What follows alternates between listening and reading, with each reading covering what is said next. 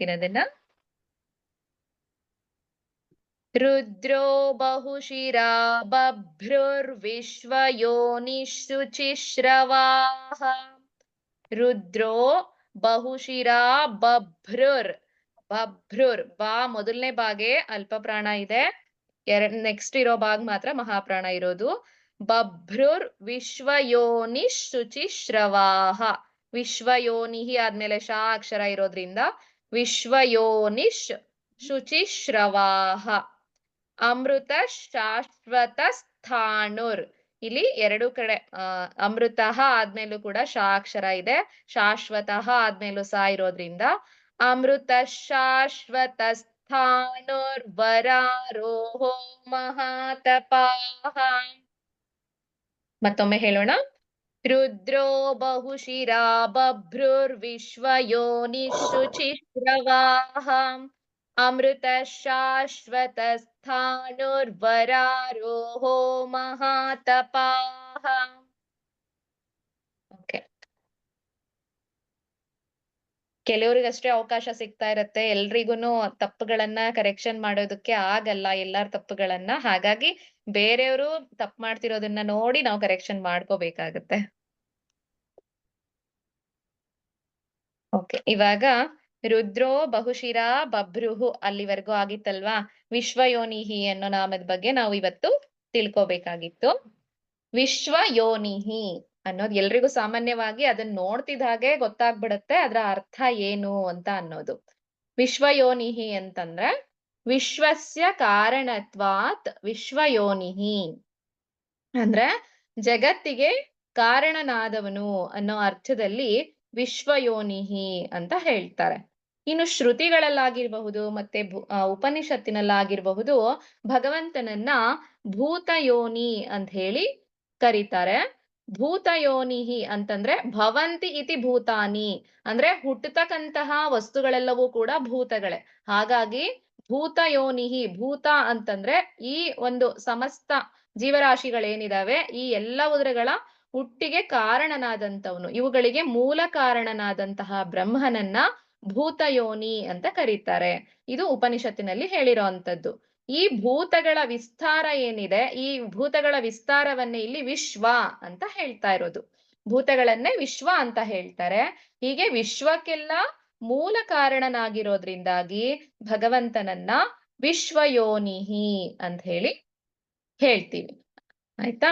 ಇನ್ನು ವಿಶ್ವಯೋನಿಹಿ ಅಂತಂದ್ರೆ ಮತ್ತೊಂದು ಅದಕ್ಕೆ ಅರ್ಥ ಕೂಡ ಇದೆ. ಅಂದ್ರೆ ವಿಶ್ವಯೋನಿಹಿ ಅಂದ್ರೆ ಇಡೀ ಸೃಷ್ಟಿಗೆ ಕಾರಣಕರ್ತನಾದಂತವನು ಅಂತ ಅನ್ನೋದು, ಜಗತ್ತಿಗೆ ಇಡೀ ವಿಶ್ವಕ್ಕೆ ಕಾರಣಕರ್ತನಾದಂತವನು ಅಂತ ಅನ್ನೋದು ಸಾಮಾನ್ಯವಾಗಿ ಎಲ್ರಿಗೂ ಗೊತ್ತಿರುವಂತಹ ಅರ್ಥ.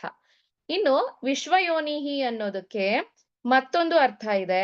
ಅದೇನಂದ್ರೆ ತನ್ನ ಭಕ್ತರನ್ನ ತನ್ನೊಂದಿಗೆ ಒಂದುಗೂಡಿಸುವವನು ಅನ್ನುವಂತಹ ಅರ್ಥ ಕೂಡ ಬರುತ್ತೆ. ನಾವು ಈಗಾಗ್ಲೇ ಹಿಂದೆ ನೋಡಿರೋ ಹಾಗೆ ವಿಷ್ಣು ಸಹಸ್ರನಾಮದಲ್ಲಿ ಪ್ರತಿಯೊಂದು ನಾಮಕ್ಕೂ ಕೂಡ ಹಲವಾರು ಅರ್ಥಗಳು ಬರುತ್ತೆ. ಒಂದೊಂದು ನಾಮಕ್ಕೂ 100 ಅರ್ಥಗಳಿದೆ ಅಂತ ಹೇಳ್ತಾರೆ. ಆ 100 ಅರ್ಥಗಳನ್ನ ತಿಳ್ಕೊಳ್ಳೋ ಅಷ್ಟು ಸಾಮರ್ಥ್ಯ ನಮ್ಗಿಲ್ಲ ಅಂದ್ರೂ ಕೆಲವು ಅರ್ಥಗಳನ್ನಾದ್ರೂ ತಿಳ್ಕೊಳ್ತಕ್ಕಂತಹ ಪ್ರಯತ್ನವನ್ನ ನಾವು ಮಾಡ್ತಿದೀವಿ. ಅದ್ರಲ್ಲಿ ಈ ವಿಶ್ವಯೋನಿಹಿ ಅಂದಾಗ ಜಗತ್ತಿಗೆ ಕಾರಣಕರ್ತ ಅನ್ನೋದಕ್ಕೆ ಸಾಕಷ್ಟು ಕಥೆಗಳನ್ನ ನಾವು ಈಗಾಗ್ಲೇ ಕೇಳಿದ್ದೇವೆ.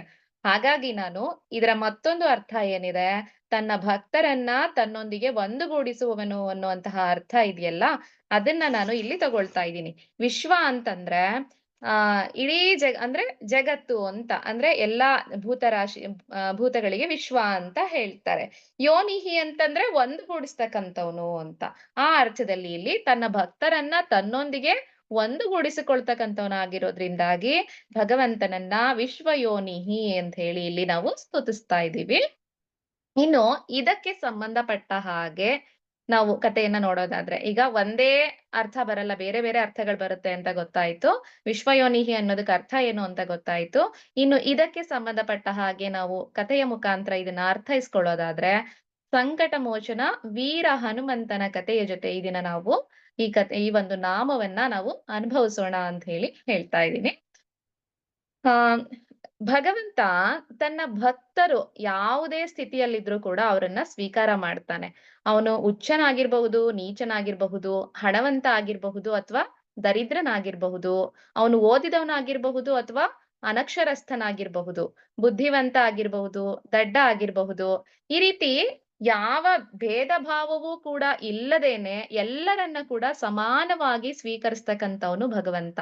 ಆದ್ರಿಂದಲೇ ಎಲ್ಲರನ್ನ ಸಮಾನವಾಗಿ ಅವನು ಸ್ವೀಕಾರ ಮಾಡೋದ್ರಿಂದಾಗಿ, ತನ್ನೊಂದಿಗೆ ತನ್ನ ಭಕ್ತರನ್ನ ಒಂದುಗೂಡಿಸ್ಕೊಳ್ತಕ್ಕಂಥವನಾಗಿರೋದ್ರಿಂದಾಗಿ ಅವನಿಗೆ ವಿಶ್ವಯೋನಿಹಿ ಅಂತೇಳಿ ಅವನು ಕರೆಯಲ್ಪಡ್ತಾನೆ.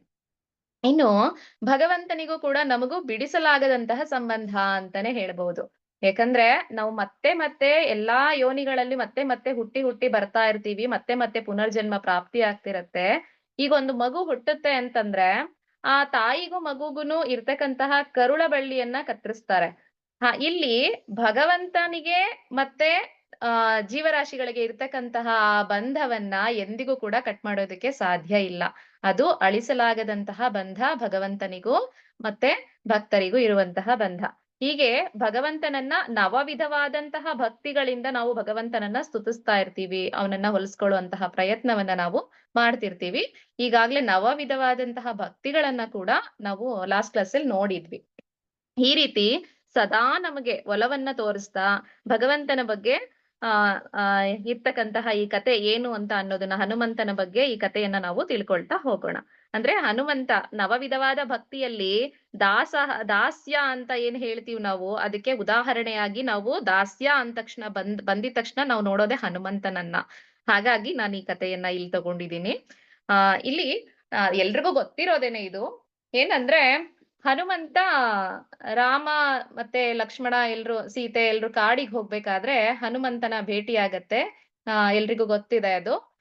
ಇಲ್ಲೇನಾಗತ್ತೆ ಅಂದ್ರೆ ಹನುಮಂತನಿಗೆ ರಾಮನ ಒಂದು ಭೇಟಿ ಆದಾಗ ರಾಮ ಸೀತಾ ಅನ್ವೇಷಣೆಯ ಕಾರ್ಯಕ್ರಮದಲ್ಲಿ ತೊಡಗ್ತಾನಲ್ವಾ? ಅದಕ್ಕೂ ಮುಂಚೆ ಅಂದ್ರೆ ಮೊದಲು ಅವನು ಕಬಂದ, ಶಬರಿ ಇವ್ರನ್ನೆಲ್ಲ ಮೀಟ್ ಮಾಡಿ ಕಿಷ್ಕಿಂಧೆಗ್ ಬರ್ತಾನೆ. ಕಿಷ್ಕಿಂಧೆಯಲ್ಲಿ ಅವನಿಗೆ ಸುಗ್ರೀವ ಸಿಗ್ತಾನೆ. ಅಲ್ಲಿ ವಾಲಿಯನ್ನ ಸಂಹಾರ ಮಾಡಿ ಸುಗ್ರೀವನ ಸಖ್ಯವನ್ನ ಬೆಳೆಸಿ ಸೀತಾ ಅನ್ವೇಷಣೆಯ ಕಾರ್ಯಕ್ರಮದಲ್ಲಿ ಎಲ್ರು ಕೂಡ ತೊಡಗ್ತಾರೆ. ಆಗೇನಾಗತ್ತೆ ಎಲ್ಲರನ್ನ ಒಂದೊಂದು ದಿಕ್ಕಿಗೆ ಸುಗ್ರೀವ ಕಳಿಸ್ತಾನೆ. ಅಲ್ಲಿ ಹನುಮಂತನನ್ನು ಕೂಡ ಹನುಮಂತ ಮತ್ತೆ ಆ ಯಾರು ಜಾಂಬವಂತ ಎಲ್ರು ಇದ್ರಲ್ಲ ದಕ್ಷಿಣ ದಿಕ್ಕಿಗೆ ಹೋಗ್ಬೇಕು ಅಂತ ಹೇಳಿ ಹೇಳಿದಾಗ ಅಲ್ಲಿ ಸೀತಾನ್ವೇಷಣೆಗೆ ಎಲ್ರು ಕೂಡ ಸಿದ್ಧರಾಗ್ತಾರೆ. ಆಗ ರಾಮ ಹನುಮಂತನನ್ನ ಕರೆದ್ಬಿಟ್ಟು ತನ್ನ ಮುದ್ರಾ ಉಂಗುರ ಏನಿದೆ ಅದನ್ನ ಹನುಮಂತನ ಕೈಯಲ್ಲಿ ಕೊಡ್ತಾನೆ. ಕೊಟ್ಬಿಟ್ಟು ರಾಮ ಹೇಳ್ತಾನೆ, "ನೀನ್ ಖಂಡಿತವಾಗ್ಲೂ ಸೀತೆಯನ್ನ ಭೇಟಿ ಮಾಡ್ತೀಯಾ ಅಂತ ಗೊತ್ತಿದೆ. ಹಾಗಾಗಿ ಈ ಮುದ್ರಾ ಉಂಗುರವನ್ನ ಸೀತೆಯನ್ನ ನೀನು ಭೇಟಿ ಮಾಡಿದ್ರೆ, ಈ ಮುದ್ರಾ ಉಂಗುರವನ್ನ ಆಕೆಗೆ ತೋರಿಸಿದ್ರೆ, ಅವಾಗ್ ನೀನು ನನ್ನ ದಾಸ ಅಂತ ಹೇಳೋದು ನನ್ನ ದೂತನಾಗಿ ಬಂದಿದ್ಯಾ ಅನ್ನೋದು ಗೊತ್ತಾಗತ್ತೆ ಸೀತೆಗೆ. ಹಾಗಾಗಿ ಈ ಉಂಗುರವನ್ನ ನಿನ್ ಹತ್ರ ಇಟ್ಕೋ" ಅಂತ ಹೇಳಿ ರಾಮ ಹನುಮಂತನಿಗೆ ಕೊಟ್ಟಿದ್ದ. ಅಂದ್ರೆ ಇದುವರೆಗೂ ಯಾರು ಸ್ಪರ್ಶ ಕೂಡ ಮಾಡೋಕ್ ಆಗದೆ ಇರ್ತಕ್ಕಂತಹ ಉಂಗುರವನ್ನ ಹನುಮಂತನಿಗೆ ಕೊಟ್ಟು ಅವನ ಮೇಲೆ ನಂಬಿಕೆ ಇಟ್ಟು ನೀನ್ ಖಂಡಿತವಾಗ್ಲೂ ಸೀತೆಯನ್ನ ನೋಡ್ತೀಯಾ ಅಂತ ಹೇಳಿ ಅವನ ಮೇಲೆ ನಂಬಿಕೆ ಇಟ್ಟು ರಾಮ ಆ ಉಂಗುರವನ್ನ ಕೊಡ್ತಾನೆ.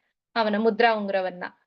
ಇಲ್ಲಿ ನಮ್ಮ ಆಚಾರ್ಯರೆಲ್ಲ ಹೇಗೆ ಅಂತಂದ್ರೆ ಪ್ರತಿಯೊಂದು ಸೂಕ್ಷ್ಮ ವಿಚಾರಗಳನ್ನು ಕೂಡ ತುಂಬಾ ಸ್ವಾರಸ್ಯವಾಗಿ ಅದನ್ನ ನಮ್ಗೆ ಹೇಳ್ತಾ ಹೋಗ್ತಾರೆ. ಅಂದ್ರೆ ಪ್ರತಿಯೊಂದನ್ನು ತುಂಬಾ ಸೂಕ್ಷ್ಮವಾಗಿ ಗಮನಿಸಿರ್ತಾರೆ. ಅದನ್ನ ಸ್ವಾರಸ್ಯವಾಗಿ ತಗೊಳ್ತಾರೆ. ಇಲ್ಲಿ ನಮ್ಗೆ ಬರುವಂತ ಪ್ರಶ್ನೆ ಏನಂದ್ರೆ ಶ್ರೀರಾಮ ಯಾಕೆ ಹನುಮಂತನನ್ನೇ ಆಯ್ಕೆ ಮಾಡ್ಕೊಂಡ? ಅವನಿಗೆ ಯಾಕೆ ಮುದ್ರಾ ಉಂಗುರವನ್ನ ಕೊಟ್ಟ? ಅನ್ನೋದಕ್ಕೆ 2 ಕಾರಣಗಳನ್ನ ಹೇಳ್ತಾರೆ. ಮೊದಲನೇದಾಗಿ ರಾಮ ಸೀತೆಯನ್ನ ಕಳ್ಕೊಂಡಾಗ, ಸೀತೆಯ ಅಪಹರಣ ಆದಾಗ ರಾವಣ ಸೀತೆಯನ್ನ ತಗೊಂಡೋಗಿ ಅಶೋಕವನದಲ್ಲಿ ಇಟ್ಟಿದಾನಲ್ಲ.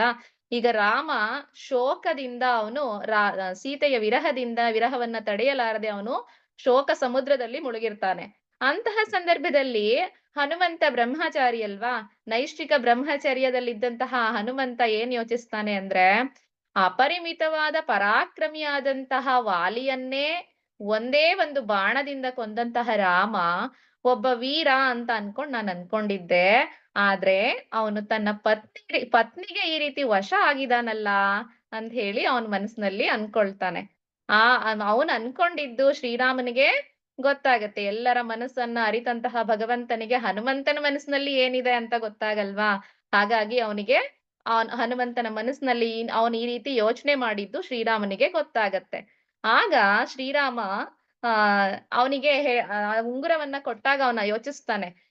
ಬಹುಶಃ ಈತನಿಗೆ ಸೀತೆಯ ಪ್ರಭಾವ ಏನು ಅನ್ನೋದು ಇನ್ನೂ ಗೊತ್ತಿಲ್ಲ.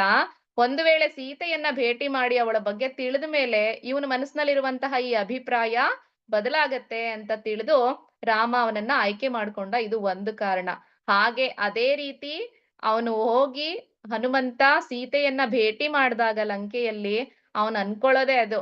ಸೀತೆಯನ್ನ ಬಿಟ್ಟು ರಾಮ ಶೋಕ ಪಡೋದಿರ್ಲಿ, ಅಂತಹ ಸದ್ಗುಣ ಸಂಪನ್ನೆಯಾದಂತಹ ಸೀತೆಯನ್ನ, ಅಂತಹ ಸೌಂದರ್ಯವತಿಯಾದಂತಹ ಸೀತೆಯನ್ನ ರಾಮ ಬಿಟ್ಟು ಶೋಕ ಪಡೋದಿರ್ಲಿ, ಅವನಿನ್ನೂ ಬದುಕಿರೋದೇನೆ, ಜೀವಂತವಾಗಿರೋದೇನೆ ಜೀವಂತವಾಗಿದಾನಲ್ಲ ಇನ್ನೂನು ಅಂತ ಹೇಳಿ ಅವನು ಅಂದ್ಕೊಳ್ತಾನೆ. ಅಂದ್ರೆ ಇದುವರೆಗೂ ಸೀತೆ ಬಗ್ಗೆ, ಸೀತೆ ಅಂದ್ರೆ ಏನು ಅಂತ ಗೊತ್ತಿರ್ಲಿಲ್ಲ. ಆಕೆಯನ್ನ ಭೇಟಿ ಮಾಡಿದಾಗ ರಾಮ ಯಾಕೆ ಅವಳಿಗೋಸ್ಕರ ಅಷ್ಟು ಪರಿತಪಿಸ್ತಿದ್ದಾನೆ ಅಂತ ಅನ್ನೋದು ಅವನಿಗೆ ಅರ್ಥ ಆಗತ್ತೆ. ಇದು ಮೊದಲನೇ ಕಾರಣ. ಇನ್ನು ಎರಡನೇ ಕಾರಣ ಬಂದು ಹನುಮಂತ ರಾಮ ಲಕ್ಷ್ಮಣರನ್ನ ಕಿಷ್ಕಿಂಧೆಯಲ್ಲಿ ನೋಡ್ದಾಗ ಅವರನ್ನ ಪ್ರೀತಿಯಿಂದ ಬರಮಾಡ್ಕೊಂಡಿರ್ತಾನೆ. ಹಾಗೆ ಹನುಮಂತನ ಜ್ಞಾನ ಆಗಿರಬಹುದು, ಅವನ ವಿನಯತೆ, ಅವನ ವಾಕ್ಚಾತುರ್ಯ ಇದನ್ನೆಲ್ಲ ನೋಡಿ ಎಂತಹ ಬುದ್ಧಿವಂತ ಇವನು, ಎಷ್ಟು ಜ್ಞಾನಿ ಅನ್ನೋದು ರಾಮನಿಗೆ ಆಗ್ಲೇ ಅರಿವಾಗಿರತ್ತೆ. ಈತನನ್ನ ಅನುಗ್ರಹ ಮಾಡ್ಬೇಕು ಅಂತ ಹೇಳಿ ಅವನು ಅನ್ಕೊಂಡಿರ್ತಾನೆ. ಇಲ್ಲಿ ವಾಲ್ಮೀಕಿ ರಾಮಾಯಣದಲ್ಲಿ ಅಲ್ದೇನೆ ಈಗ ಬೇರೆ ಕಡೆ ಒಂದು ಈಗ ಆಳ್ವಾರ್ಸ್ ಎಲ್ಲ ಬರ್ದಿರೋಂತಹ ರಾಮಾಯಣದಲ್ಲಿ ಅದ್ರಲ್ಲಿ ನೋಡ್ಬೇಕಾದಾಗ ಅವರು ಒಂದು ವಿಷಯವನ್ನ ಹೇಳ್ತಾರೆ. ಏನಂದ್ರೆ ರಾಮ ಹನುಮಂತನನ್ನ ಆ ಬೇರೆ ರೀತಿನಲ್ಲೂ ಅಂದ್ರೆ ಒಬ್ಬ ಒಂದು ಪ್ರಾಣಿ ಅಂತ ಪರಿಗಣಿಸಬಹುದಾಗಿತ್ತು. ಅವನು ಇದಕ್ಕೆ ಯೋಗ್ಯನಲ್ಲ ಅಂತ ತಿಳ್ಕೋಬಹುದಾಗಿತ್ತು. ಯಾಕಂದ್ರೆ ಅವನು ಪ್ರಾಣಿ ಜಾತಿಗೆ ಸೇರಿರೋದ್ರಿಂದ, ವಾನರನಾಗಿರೋದ್ರಿಂದ ಮನುಷ್ಯರ ಹಾಗೆ ಒಂದು ಸಮಚಿತ್ತತೆ ಇರೋದಿಲ್ಲ, ಏಕಾಗ್ರ ಚಿತ್ತತೆ ಇರೋದಿಲ್ಲ ಅಂತ ಹೇಳಿ ಪರಿಗಣಿಸಬಹುದಾಗಿತ್ತು. ಆದ್ರೆ ಬುದ್ಧಿ ಈ ಈ ಏನು ಈ ಒಂದು ಮನುಷ್ಯರಿಗೆ ಇರ್ತಕ್ಕಂತಹ ಅಥವಾ ಪ್ರಾಣಿಗಳಲ್ಲಿ ಇರ್ತಕ್ಕಂತಹ ಲೋಪ ದೋಷಗಳು ಏನಿದೆ ಯಾವುದು ಕೂಡ ಹನುಮಂತನಲ್ಲಿ ಇರ್ಲಿಲ್ಲ ಅನ್ನೋದನ್ನ ಅವರು ಗಮನಿಸ್ತಾನೆ ರಾಮ. ಯಾಕಂದ್ರೆ ಬುದ್ಧಿ, ಬಲ, ಯಶಸ್ಸು, ಧೈರ್ಯ, ಮತ್ತೆ ನಿರ್ಭಯತ್ವ, ಆರೋಗ್ಯ, ಅಜಾಡ್ಯ, ಇವೆಲ್ಲ ವಾಕ್ಪಟುತ್ವ ಎಲ್ಲವೂ ಕೂಡ ಹನುಮಂತನಿಗೆ ರಾಮನ ಒಂದು ಅನುಗ್ರಹದಿಂದ ಎಲ್ಲ ದೊರಕಿರುತ್ತೆ. ಹಾಗಾಗಿ ಅವನು ಇದಕ್ಕೆ ಸಮರ್ಥನಾದಂತವನು. ಈ ಪ್ರಾಣಿಗಳಲ್ಲಿ ಇರ್ಬೇಕಾದಂತಹ ಯಾವ ದೋಷಗಳು ಹನುಮಂತನಲ್ಲಿ ಇಲ್ಲ ಅಂತ ಹೇಳಿ ಅವನ ಅಪಾರವಾದ ಜ್ಞಾನಕ್ಕೆ ಅವನು ಮನಸೋತು ಇವನನ್ನ ಅನುಗ್ರಹ ಮಾಡ್ಬೇಕು ಅಂತ ಹೇಳಿ ಕಾಯ್ತಾ ಇದ್ದ. ಹೀಗಿರ್ಬೇಕಾದ್ರೆ ಅವನು ಹೋಗ್ಬಿಟ್ಟು ಹನುಮಂತ ಆ ತಗೊಂಡ್ ಹೋದ ಮುದ್ರಾ ಉಂಗುರವನ್ನ ತಗೊಂಡ್ ಹೋಗ್ತಾನೆ. ಅಲ್ಲಿ ಭೇಟಿ ಮಾಡಿ ಸೀತೆ ಕೊಟ್ಟು ಮತ್ತೆ ಚೂಡಾಮಣಿಯನ್ನ ತಗೊಂಡ್ ಬರ್ತಾನೆ. ಆಗ ರಾಮನಿಗೆ ಬಂದಿದ ತಕ್ಷಣ ರಾಮನಿಗೆ ಬಂದ್ ಹೇಳ್ತಾನೆ, ಈ ರೀತಿ ಸೀತೆಯನ್ನ ನಾನು ಕಂಡು ಬಂದೆ ಅಂತ. ರಾಮನಿಗೆ ಅಪಾರವಾದ ಸಂತೋಷ ಆಗತ್ತೆ ಸೀತೆಯನ್ನ ಕಂಡು ಬಂದ ಅಂತ ಹೇಳಿದ ತಕ್ಷಣ. ಆ ಖುಷಿಯಲ್ಲಿ ಹನುಮಂತನಿಗೆ ಏನ್ ಕೊಡ್ಬೇಕು ಅನ್ನೋದೇ ಅವನಿಗೆ ಗೊತ್ತಾಗಲ್ಲ. ಏನ್ ಕೊಡ್ಲಿ ನಾನು ಇವನಿಗೆ, ಇಷ್ಟು ಸಂತೋಷದ ಸುದ್ದಿಯನ್ನ ಹೇಳಿದಾನಲ್ಲ ಅಂತ ಹೇಳಿ ಅವನೇನ್ ಮಾಡ್ತಾನೆ, ಹನುಮಂತನನ್ನ ಗಟ್ಟಿಯಾಗಿ ಆಲಿಂಗನ ಮಾಡ್ಕೊಳ್ತಾನೆ. ಆ ಒಂದು ಆಲಿಂಗನನೇ ಸಾಕಾಗಿತ್ತು ಹನುಮಂತನಿಗೆ. ಅಂದ್ರೆ ಇಲ್ಲಿಂದ ಹೋದಾಗ ಅವನ ಮನಸ್ಥಿತಿ ಹೇಗಿತ್ತು, ವಾಪಸ್ ಬರ್ಬೇಕಾದ್ರೆ ಆ ರಾಮನ ಆಲಿಂಗನದಿಂದಾಗಿ ಎಷ್ಟು ತೃಪ್ತಿ ಪಡ್ತಾನೆ ಅಂತಂದ್ರೆ, ಅವನ ನಿಸ್ವಾರ್ಥವಾದಂತಹ ಒಂದು ಸೇವೆಗೆ ಅಂದ್ರೆ ಯಾವುದೇ ಅಪೇಕ್ಷೆ ಇಟ್ಕೊಳ್ಳದೆ ರಾಮನ ಸೇವೆಯಲ್ಲಿ ನಿರತನಾಗಿದ್ದಂತವನು ಹನುಮಂತ. ಅಂತಹ ಒಂದು ಭಾಗ್ಯ, ಪರಮಾತ್ಮನನ್ನ ಅಪ್ಕೊಳ್ತಕ್ಕಂತಹ, ಆಲಿಂಗನ ಮಾಡ್ಕೊಳ್ತಕ್ಕಂತಹ ಭಾಗ್ಯ ಅವನಿಗಿದೆ ಅಂತ ಹೇಳಿ ಅವನು ತುಂಬಾ ಖುಷಿ ಪಡ್ತಾನೆ. ಅದಾದ ನಂತರ ಮತ್ತೊಂದು ಪ್ರಸಂಗವನ್ನ ನಾವು ನೋಡೋದಾದ್ರೆ, ಇಲ್ಲಿ ಭಗವಂತ ಅಂದ್ರೆ ಅವನು ಒಬ್ಬ ಆ ಪ್ರಾಣಿ ಅಂತಾನು ಅವನು ಲೆಕ್ಕಿಸ್ತಾನೆ. ಅಂದ್ರೆ ಆ ರೀತಿ ಕಾಣದೇನೆ ಹನುಮಂತನನ್ನ ಆಲಿಂಗನ ಮಾಡ್ಕೊಂಡ. ಅವನ ಒಂದು ಪ್ರೀತಿಗೆ, ಅವನ ಒಂದು ದಾಸ್ಯ ಭಾವನೆಗೆ ಮೆಚ್ಚಿ ಅವನಿಗೆ ಆಲಿಂಗನದ ಒಂದು ಭಾಗ್ಯವನ್ನ ಕರುಣಿಸ್ದ ಅಂತ ಹೇಳ್ತಾರೆ. ಇನ್ನು ಇದೇ ತರ ಮತ್ತೊಂದು ಪ್ರಸಂಗ ನೋಡೋದಾದ್ರೆ, ರಾಮ ಕಾಡಿಗೆ ಹೋಗ್ಬೇಕಾದ್ರೆ ಭಾರದ್ವಾಜ ಋಷಿಗಳ ಆಶ್ರಮಕ್ಕೆ ಹೋಗ್ತಾರೆ. ಅಲ್ಲಿಂದ ಅವರು ಚಿತ್ರಕೂಟಕ್ಕೆ ಹೋಗೋದು. ಅಲ್ಲಿ ಹೋಗ್ಬೇಕಾದ್ರೆ ಭಾರದ್ವಾಜ ಋಷಿಗಳ ಒಂದು ಆಶೀರ್ವಾದವನ್ನ ಪಡ್ಕೊಂಡು ಮುಂದೆ ಹೋಗುವಾಗ ಭಾರದ್ವಾಜ ಋಷಿಗಳು ಹೇಳಿರ್ತಾರೆ, ನೀನ್ ವಾಪಸ್ಸು ಅಂದ್ರೆ ನಿನ್ನ 14 ವರ್ಷದ ವನವಾಸ ಏನಿದೆ ಅದು ಆ ಆರಾಮಾಗಿ ಆಗ್ಲಿ ಅಂತ ಹೇಳಿ ಆಶೀರ್ವಾದ ಮಾಡಿ ವಾಪಸ್ ಬರ್ಬೇಕಾದ್ರೆ, ಅಯೋಧ್ಯೆಗೆ ಹೋಗ್ಬೇಕಾದ್ರೆ ಮತ್ತೆ ಬಂದು ನನ್ನನ್ನ ಕಾಣ್ಬೇಕು ಅಂತ ಭಾರದ್ವಾಜ ಋಷಿಗಳು ಹೇಳಿರ್ತಾರೆ. ಹಾಗೆ ರಾಮ ಎಲ್ಲ ವನವಾಸವೆಲ್ಲ ಮುಗಿದ್ಮೇಲೆ 14 ವರ್ಷ ಆದ್ಮೇಲೆ ವಾಪಸ್ ಬರೋವಾಗ ರಾಮ, ಲಕ್ಷ್ಮಣ, ಸೀತೆ ಎಲ್ಲ ವಾನರ ಸೈನ್ಯ ಪುಷ್ಪಕ ವಿಮಾನದಲ್ಲಿ ಬರುತ್ತಲ್ಲ, ಆ ಭಾರದ್ವಾಜ ಋಷಿಗಳ ಆಶ್ರಮದ ಹತ್ರ ನಿಲ್ಲಿಸ್ತಾರೆ. ಅವರ ಪುಷ್ಪಕ ವಿಮಾನವನ್ನ ನಿಲ್ಲಿಸಿ ಆಶ್ರಮಕ್ಕೆ ಹೋಗ್ತಾರೆ. ಅಲ್ಲಿ ಭಾರದ್ವಾಜ ಋಷಿಗಳು ಅವರನ್ನ ಪ್ರೀತಿಯಿಂದ ಸ್ವಾಗತವನ್ನ ಮಾಡಿ ಅವ್ರಿಗೆ ಹೇಳ್ತಾರೆ, ಇವತ್ತಿನ ದಿನ ರಾತ್ರಿ ನೀವು ಇಲ್ಲೇ ಉಳ್ಕೋಬೇಕು, ನಮ್ಮ ಆತಿಥ್ಯವನ್ನ ಸ್ವೀಕಾರ ಮಾಡ್ಬೇಕು ಅಂತ. ಈಗ ರಾಮನಿಗೆ ಏನ್ ಮಾಡ್ಬೇಕು ಅಂತಾನೆ ಗೊತ್ತಾಗಲ್ಲ. ಯಾಕಂದ್ರೆ ಅಲ್ಲಿ ಭರತ ಕಾಯ್ತಾ ಇದ್ದಾನೆ. 14 ವರ್ಷ ಆದ್ಮೇಲೆ ನನ್ ಅಣ್ಣ ಬರ್ತಾನೆ. ಒಂದ್ ವೇಳೆ 14 ವರ್ಷ ಆಗಿ ಒಂದ್ ದಿನ ಆದ್ಮೇಲೂ ಅವ್ನು ಬಂದಿಲ್ಲ ಅಂತ ಅಂದ್ರೆ 14 ವರ್ಷ ಆದ್ಮೇಲೂ ಕೂಡ ಒಂದು ಗಳಿಗೆನೂ ಕೂಡ ನಾನು ಕಾಯೋದಿಲ್ಲ, ಅಗ್ನಿ ಪ್ರವೇಶ ಮಾಡ್ತೀನಿ ಅಂತ ಹೇಳಿ ಭರತ ಪ್ರತಿಜ್ಞೆ ಮಾಡ್ಬಿಟ್ಟಿದ್ದಾನೆ. ಇವಾಗ ಹೇಗೆ ನಿಭಾಯಿಸೋದು ಈ ಸಿಚುಯೇಷನ್‌ನ ಅಂತಂದ್ಬಿಟ್ಟು ಆಗ ಹನುಮಂತನಿಗೆ ಇಲ್ಲಿ ಹಿರಿಯರ ಮಾತಿಗೆ ಇಲ್ಲ ಅಂತಾನೂ ಹೇಳೋಕ್ಕಾಗಲ್ಲ. ಹಾಗಾಗಿ ಭಾರದ್ವಾಜ ಋಷಿಗಳು ಹೇಳ್ದಾಗೆ, ಆಯ್ತು ನಿಮ್ ಜೊತೆಲಿ ಇರ್ತೀನಿ ನಾನು, ಆತಿಥ್ಯವನ್ನ ಸ್ವೀಕಾರ ಮಾಡ್ತೀನಿ ಅಂತ ಒಪ್ಕೊಂಡು ಹನುಮಂತನಿಗೆ ಹೇಳ್ ಕಳಿಸ್ತಾನೆ. ಈ ರೀತಿ ರಾಮ ಬಂದಿದಾನೆ ಅಯೋಧ್ಯೆಗೆ ಅಂತ ಹೋಗಿ ಹೇಳು ಅಂತಂದ್ಬಿಟ್ಟು. ಸರಿ ಹನುಮಂತ ರಾಮ ಹೇಳ್ದಾಗೆನೆ ಅಯೋಧ್ಯೆಗೆ ಹೋಗ್ತಾನೆ. ಅಲ್ಲಿ ಭರತ ರಾಮ ಇನ್ನು ಬಂದಿಲ್ವಲ್ಲ ಅಂತೇಳಿ ಬರೋದ್ ತಡ ಆಯ್ತು ಅಂತ ಹೇಳಿ ಇನ್ ಬರೋಲ್ವೇನೋ ರಾಮ ಅಂತಂದ್ಬಿಟ್ಟು ಅಗ್ನಿ ಪ್ರವೇಶ ಮಾಡೋದಿಕ್ಕೆ ತಯಾರಾಗಿರ್ತಾನೆ. ಯಾವಾಗ ಹನುಮಂತ ಕೂಗಿ ಕೂಗಿ ಹೇಳ್ತಾನೆ ರಾಮ ಬಂದಿದಾನೆ ಅಯೋಧ್ಯೆಗೆ ಅಂತ ಗೊತ್ತಾಗಿದ್ ತಕ್ಷಣನೇ ಅವನೇನ್ ಮಾಡ್ತಾನೆ ಅಗ್ನಿ ಪ್ರವೇಶ ಮಾಡೋದನ್ನ ನಿಲ್ಸಿ ಅವನಿಗೆ ತುಂಬಾ ಖುಷಿ ಆಗತ್ತೆ ಬಂದಲ್ಲಿ ಎಲ್ಲಾ ವಿಚಾರವನ್ನ ತಿಳ್ಕೊಳ್ತಾನೆ ರಾಮನ್ ಬಗ್ಗೆ ಬಂದಿದಾನೆ ಅಂತ ಹೇಳಿ. ಇಲ್ಲಿವರೆಗೂ ವಾಲ್ಮೀಕಿ ರಾಮಾಯಣದಲ್ಲಿ ನಾವು ನೋಡ್ತೀವಿ. ಮತ್ತೆ ಇದಕ್ ಮುಂದಿನ ಸ್ಟೋರಿ ಕೆಲವೊಂದ್ ಕಡೆ ಹೇಳೋದು ವಾಪಸ್ಸು ಹನುಮಂತ ಅಲ್ಲಾದ್ಮೇಲೆ ಭರತನನ್ನ ಭೇಟಿ ಆದ್ಮೇಲೆ ಮತ್ತೆ ಭಾರದ್ವಾಜ ಋಷಿಗಳ ಆಶ್ರಮಕ್ಕೆ ಹೋಗ್ತಾನಂತೆ. ಅಲ್ಲಿ ಹೋದಾಗ ರಾಮ ಆಲ್ರೆಡಿ ಭರದ್ವಾಜ ಋಷಿಗಳು ಅಲ್ಲಿ ರಾಮನಿಗೆ ಊಟಕ್ಕೆ ಕೂರ್ಸಿ ಎಲೆಯಲ್ಲಿ ಎಲ್ಲಾ ಭೋಜನವನ್ನೆಲ್ಲ ಹಾಕಿರ್ತಾರೆ, ತಿನ್ನೋದಕ್ಕೆಲ್ಲ ತಿನಿಸುಗಳನ್ನು ಹಾಕಿರ್ತಾರೆ. ಇನ್ನು ತಿಂದಿರೋದಿಲ್ಲ ರಾಮ. ಆ ಸಮಯಕ್ಕೆ ಹನುಮಂತ ಅಲ್ಲಿಗ್ ಹೋಗ್ತಾನೆ. ಹೋಗ್ಬಿಟ್ಟು ಈ ವಿಚಾರವನ್ನೆಲ್ಲ ರಾಮನಿಗೆ ಹೇಳ್ತಾನೆ. ಈ ರೀತಿ ಆಯ್ತು, ಈ ತರ ಭರತ ಅಗ್ನಿ ಪ್ರವೇಶ ಮಾಡೋಕ್ ಹೊರಟಿದ್ದ. ನೀನ್ ಬರ್ತಿರೋ ಸುದ್ದಿ ಕೇಳಿ ಆ ಎಲ್ಲವನ್ನ ತಡೆದಿರೋದು ಎಲ್ಲವನ್ನ ಹೇಳ್ತಾನೆ ಹನುಮಂತ ಅಲ್ಲಿ ಏನೇನ್ ಆಯ್ತು ಅಂದ್ಬಿಟ್ಟು. ರಾಮನಿಗಂತೂ ಈಗ ಅಪಾರವಾದ ಪ್ರೀತಿ ಬಂತು ಹನುಮಂತನ್ ಮೇಲೆ.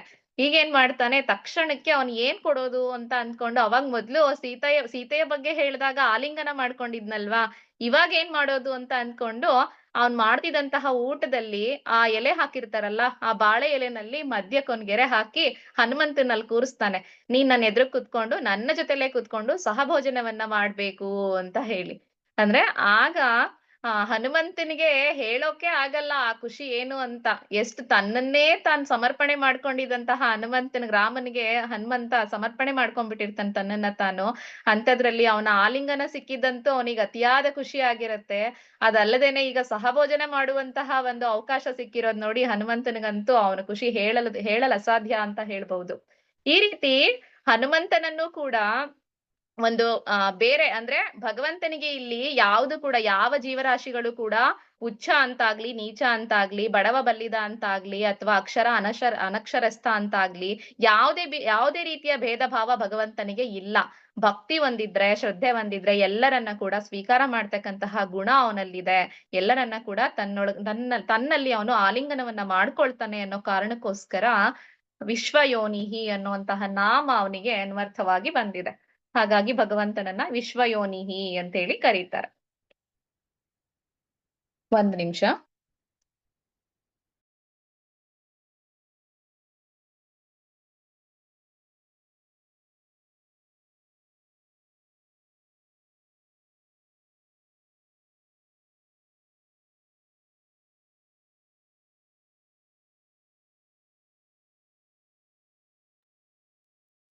ಕ್ಷಮ್ಸಿ.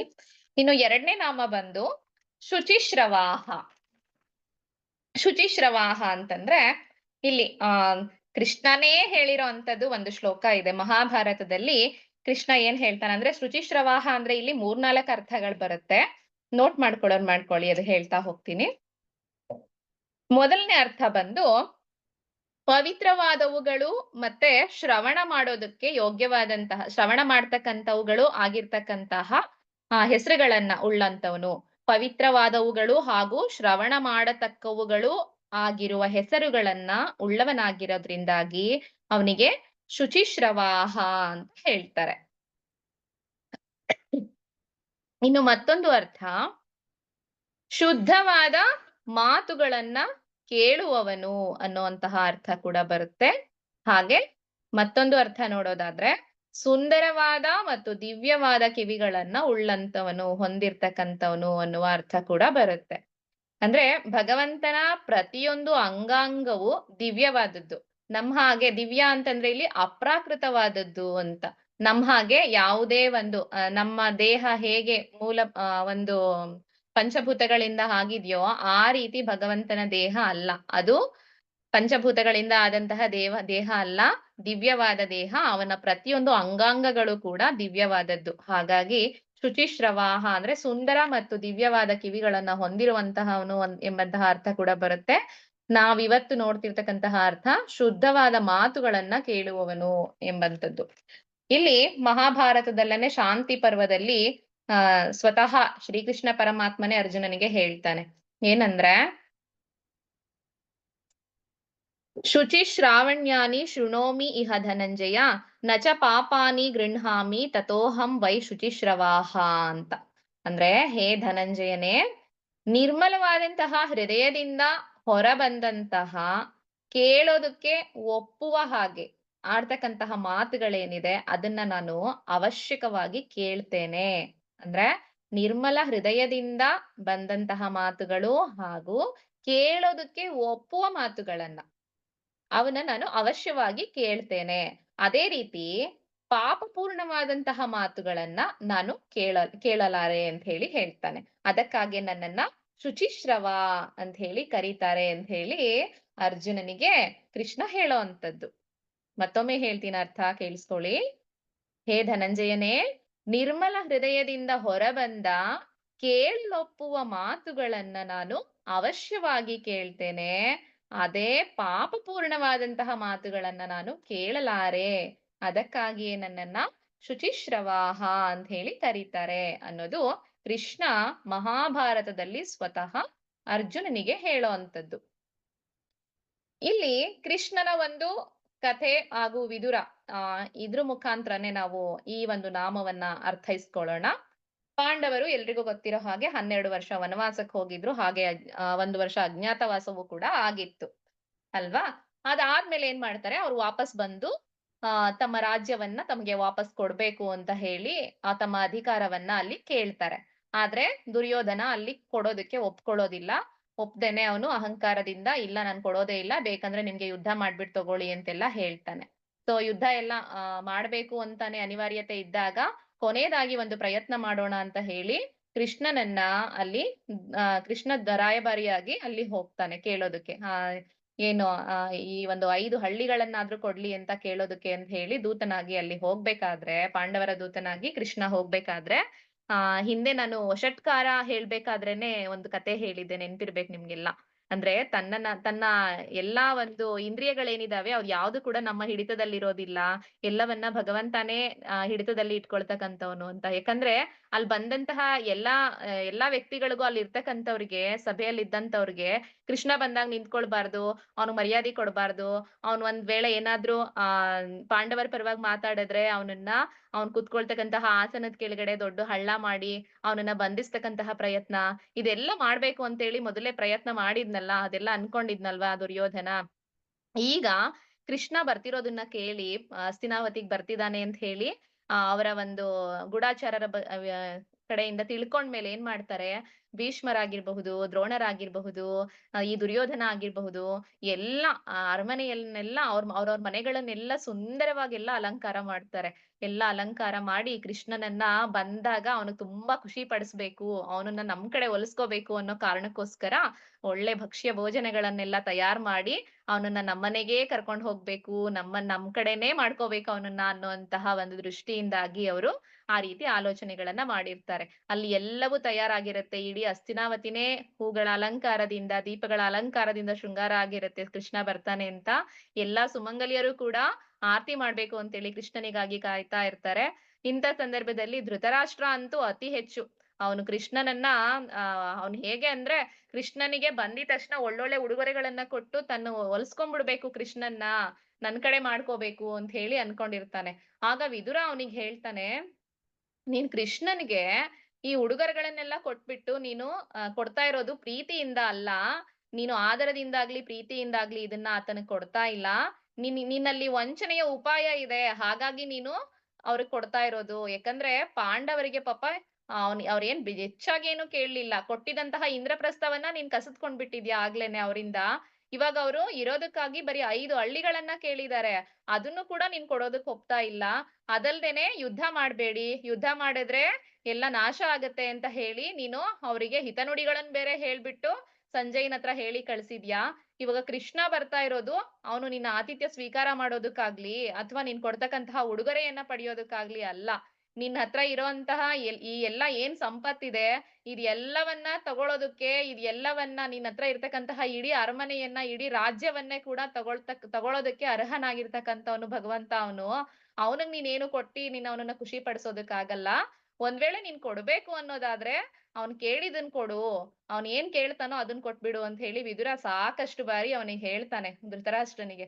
ಬಟ್ ಅವನು ಒಪ್ಪೋದೇ ಇಲ್ಲ. 5 ಹಳ್ಳಿಗಳನ್ನ ಕೇಳೋಕ್ ಬರ್ತಿದ್ದಾನೆ. ಆ 5 ಗ್ರಾಮಗಳನ್ನ ನೀನು ಅವನಿಗೆ ಕೊಟ್ಟು ಅವನನ್ನ ತೃಪ್ತಿಪಡಿಸು ಅಂತ ಹೇಳಿ. ಸರಿ. ಇಲ್ಲಿ ಈ ಕಡೆ ಇದಾಯ್ತು. ಇನ್ನ ಪಾಂಡವರ ಕಡೆ ದೂತನಾಗ ಅವನು ಬಂದಾಗ ಏನಾಗತ್ತೆ, ಎಲ್ರು ಕೂಡ ಅಂದ್ರೆ ಧೃತರಾಷ್ಟ್ರನ ಅರಮನೆಗ್ ಬರ್ತಾನೆ. ಬಂದಾಗ ಅಲ್ಲಿ ಎಲ್ರಿಗೂ ಕೂಡ ವಂದಿಸಿ, ಇವಾಗ ಎಲ್ರೂ ಅವನಿಗೆ ಆತಿಥ್ಯವನ್ನ ಕೊಡೋದಕ್ಕೆ ಮುಂದಾಗ್ತಾರೆ ಕೃಷ್ಣನಿಗೆ. ಭೀಷ್ಮರು ಮತ್ತೆ ದ್ರೋಣರೆಲ್ರೂ ಕೂಡ ಅವ್ರವ್ರ ಮನೆಗೆ ಕರೀತಾರೆ. ಫಸ್ಟು ದುರ್ಯೋಧನ ಹೇಳ್ತಾನೆ, "ನೀನು ಇಲ್ಲಿ ಬಂದು ನಮ್ಮ ಮನೇಲಿ ಬಂದು ನೀನು ಎಲ್ಲಾ ನಿನಗೆ ಬೇಕಾದಂತಹ ಎಲ್ಲಾ ಒಂದು ಅಡಿಗೆಗಳನ್ನ ನಾನ್ ಮಾಡ್ಸಿದೀನಿ. ಸ್ವೀಕಾರ ಮಾಡ್ಬೇಕು ಅಂತ ಕೇಳ್ತಾನೆ. ಅದಕ್ಕೆ ಕೃಷ್ಣ ಅದನ್ನ ಆಹ್, ಬೇಡ ಅಂತ ಹೇಳಿ ಅವನು ಹೇಳ್ತಾನೆ. ಏನಂದ್ರೆ ಫಸ್ಟು ಅಂದ್ರೆ ಅವನಿಗೆ ಕೋಪ ಬರುತ್ತೆ ದುರ್ಯೋಧನಂಗೆ. ಇವನು ನಿರಾಕರಿಸ್ತಿರೋದ್ರಿಂದಾಗಿ ದುರ್ಯೋಧನ, "ನನಗೂ ನಿಮ್ಗೂನು ಏನೂ ಒಂದು ಮಧ್ಯ ಭಿನ್ನಾಭಿಪ್ರಾಯ ಇಲ್ಲ. ಪಾಂಡವರಿಗೆ ನಮ್ಗೆ ಇರೋದು. ಆದ್ರೆ ನೀನ್ ಯಾಕೆ ನನ್ನ ಆತಿಥ್ಯವನ್ನ ಸ್ವೀಕಾರ ಮಾಡಲ್ಲ ಅಂತ ಹೇಳ್ತಾ ಇದ್ಯಾ? ನನ್ನ ಮನೆಗೆ ಭೋಜನಕ್ಕೆ ಯಾಕ್ ಬರೋದಿಲ್ಲ ನೀನು?" ಅಂತ ಹೇಳಿ ದುರ್ಯೋಧನ ಕೇಳಿದ್ದಕ್ಕೆ ಕೃಷ್ಣ ಹೇಳ್ತಾನೆ, "ನೋಡು ದುರ್ಯೋಧನ, ಒಬ್ಬ ವ್ಯಕ್ತಿ ಊಟಕ್ ಬರ್ಬೇಕು ಅಂತಂದ್ರೆ ಅವನಿಗೆ ಮೊದಲನೇದಾಗಿ ಹಸ್ವಿರ್ಬೇಕು. ಇಲ್ವಾ?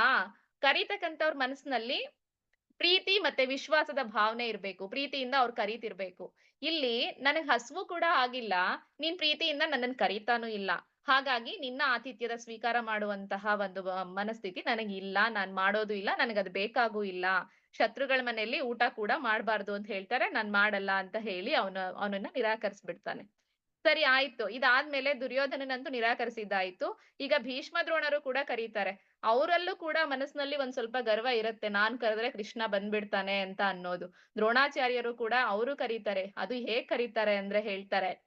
ಕೃಷ್ಣ ಭೀಷ್ಮರು, "ಕೃಷ್ಣ ನೀನ್ ನನ್ ಮನೆಗ್ ಬಾ" ಅಂತ ಭೀಷ್ಮರು ಹೇಳ್ತಾರಂತೆ. ದ್ರೋಣಾಚಾರ್ಯರು, "ನೀನು ನನ್ ಮನೆಗ್ ಬಾ ಕೃಷ್ಣ" ಅಂತ ಹೇಳಿ ದ್ರೋಣಾಚಾರ್ಯರು ಹೇಳ್ತಾರಂತೆ. ಅವಾಗ ವಿದುರ ಹೇಳ್ತಾನೆ, ಹಸ್ತಿನಾವತಿಲಿ ಇರ್ತಕ್ಕಂತಹ ಈ ಗುಡಿಸ್ಲು ಏನಿದೆ ಕೃಷ್ಣ, ಅದು ನಿನ್ನದೇ ಆಗಿದೆಯಪ್ಪ. ಹಾಗಾಗಿ ಇಲ್ಲಿ ಬಂದು ನನ್ನನ್ನ ಕೃತಾರ್ಥನನ್ನಾಗಿ ಮಾಡು ಅಂತ ಹೇಳಿ ವಿದುರ ಅವನನ್ನ ಪ್ರಾರ್ಥನೆ ಮಾಡ್ತಾನೆ. ಆಗ ಕೃಷ್ಣ ಹೇಳ್ತಾನೆ, ಶತ್ರುಗಳ ಊರಾದಂತಹ ಈ ಹಸ್ತಿನಾವತಿಯಲ್ಲೂ ಕೂಡ ನನ್ನದು ಅಂತ ಹೇಳ್ಕೊಳಕ್ ಒಂದ್ ಮನೆ ಇದೆ ಅಲ್ಲ ಅಂತ ಹೇಳಿ ಖುಷಿಯಿಂದ ವಿದುರನ್ ಜೊತೆನಲ್ಲಿ ವಿದುರನ್ ಮನೆಗೆ ಹೋಗ್ತಾನೆ. ಅವನ ಆತಿಥ್ಯ ಸ್ವೀಕಾರ ಮಾಡ್ಬೇಕಾದ್ರೆ ವಿದುರನ್ಗನ್ಸುತ್ತೆ, ಕೃಷ್ಣ ಬರ್ತಾನೆ ಅಂತ ಅನ್ಕೊಂಡೇ ಇರೋದಿಲ್ಲ ಅವನು. ಅಷ್ಟು ಖುಷಿ ಆಗ್ತಿರತ್ತೆ ಅವನಿಗೆ ಕೃಷ್ಣ ಬಂದಿದ್ ನೋಡಿ. ಅಂತಹ ವ್ಯಕ್ತಿ ಅವನ್ ಜೊತೆನಲ್ಲಿ ಹೋಗ್ತಿದ್ದಾನೆ ಕೃಷ್ಣ, ಭಗವಂತ ಸಾಕ್ಷಾತ್ ಭಗವಂತ ಅನ್ನೋದು ಅವನಿಗೆ ಗೊತ್ತಿತ್ತು, ಪರಮಾತ್ಮ ಅನ್ನೋದು. ನನ್ ಜೊತೆ ಬರ್ತಿದ್ದಾನೆ ಅಂದ್ರೆ ಅವನಿಗೆ ಭಯ ಆಗಕ್ ಶುರು ಆಗತ್ತೆ. ಕೃಷ್ಣನನ್ನ ನಾನು ಯಾವ ರೀತಿ ಆತಿಥ್ಯ ಕೊಡ್ಲಿ ಅವನಿಗೆ? ಹೇಗ್ ಅವನಿಗೆ ನಾನು ಉಪಚಾರ ಮಾಡ್ಲಿ? ಅನ್ನೋದು ತುಂಬಾ ಭಯ ಭಕ್ತಿಯಿಂದ ಕೃಷ್ಣನನ್ನ ಕೈ ಹಿಡಿದು ಮನೆಗ್ ಕರ್ಕೊಂಡ್ ಹೋಗ್ತಾನೆ. ಅಲ್ಲಿ ಅವನಿಗೆ ಕೂತ್ಕೊಳ್ಳೋದಕ್ಕೆ ಪಾಪ ಸಿಂಹಾಸನದ ಮೇಲೆ ಕೂತವನು ಕೃಷ್ಣ ನೀನು, ನಮ್ ಮನೇಲಿ ಕೂತ್ಕೊಳ್ಳೋದಕ್ಕೂ ನಿನಗೆ ಆಸನ ಇಲ್ಲ ಅಂತ ಹೇಳಿ ಯಾವ್ದೋ ಒಂದ್ ಮೂಲೆಯಲ್ಲಿ ಇದ್ದಂತಹ ಒಂದ್ ಮಣೆಯನ್ನ ತಗೊಂಡ್ ಬಂದು ಅವನಿಗೆ ಹಾಕ್ತಾನೆ. ಹಾಕ್ಬಿಟ್ಟು ಅಲ್ಲಿ ಕೃಷ್ಣನನ್ನ ಕೂತ್ಕೋ ಅಂತ ಹೇಳಿ ಕೃಷ್ಣ ಕೂತ್ಕೊಳ್ಳೋಕ್ ಹೋದಾಗ ಆ ಮಣೆನೆಲ್ಲ ಸವರಿ ಸವರಿ ನೋಡೋದು, ಮಣೆ ಮೇಲೆ ಏನಾದ್ರೂ ಇದ್ಯಾ ಅಂತ ಹೇಳ್ಬಿಟ್ಟು. ಕೃಷ್ಣ ಹೇಳ್ತಾನಂತೆ, "ಯಾಕ್ ಹೀಗೆ ಮಣೆನೆಲ್ಲ ಈ ರೀತಿ ನೋಡ್ತಿದ್ಯಾ? ಅದ್ರಲ್ಲೇನಿದೆ?" ಅಂದಾಗ ಅವ್ನ್ ಹೇಳ್ತಾನೆ, ಕೃಷ್ಣ, ನಾನ್ ದುರ್ಯೋಧನ ಹಾಕಿದ ಅನ್ನ ತಿಂದು ನಾನು ಜೀವನ ಮಾಡ್ತಿರೋದು.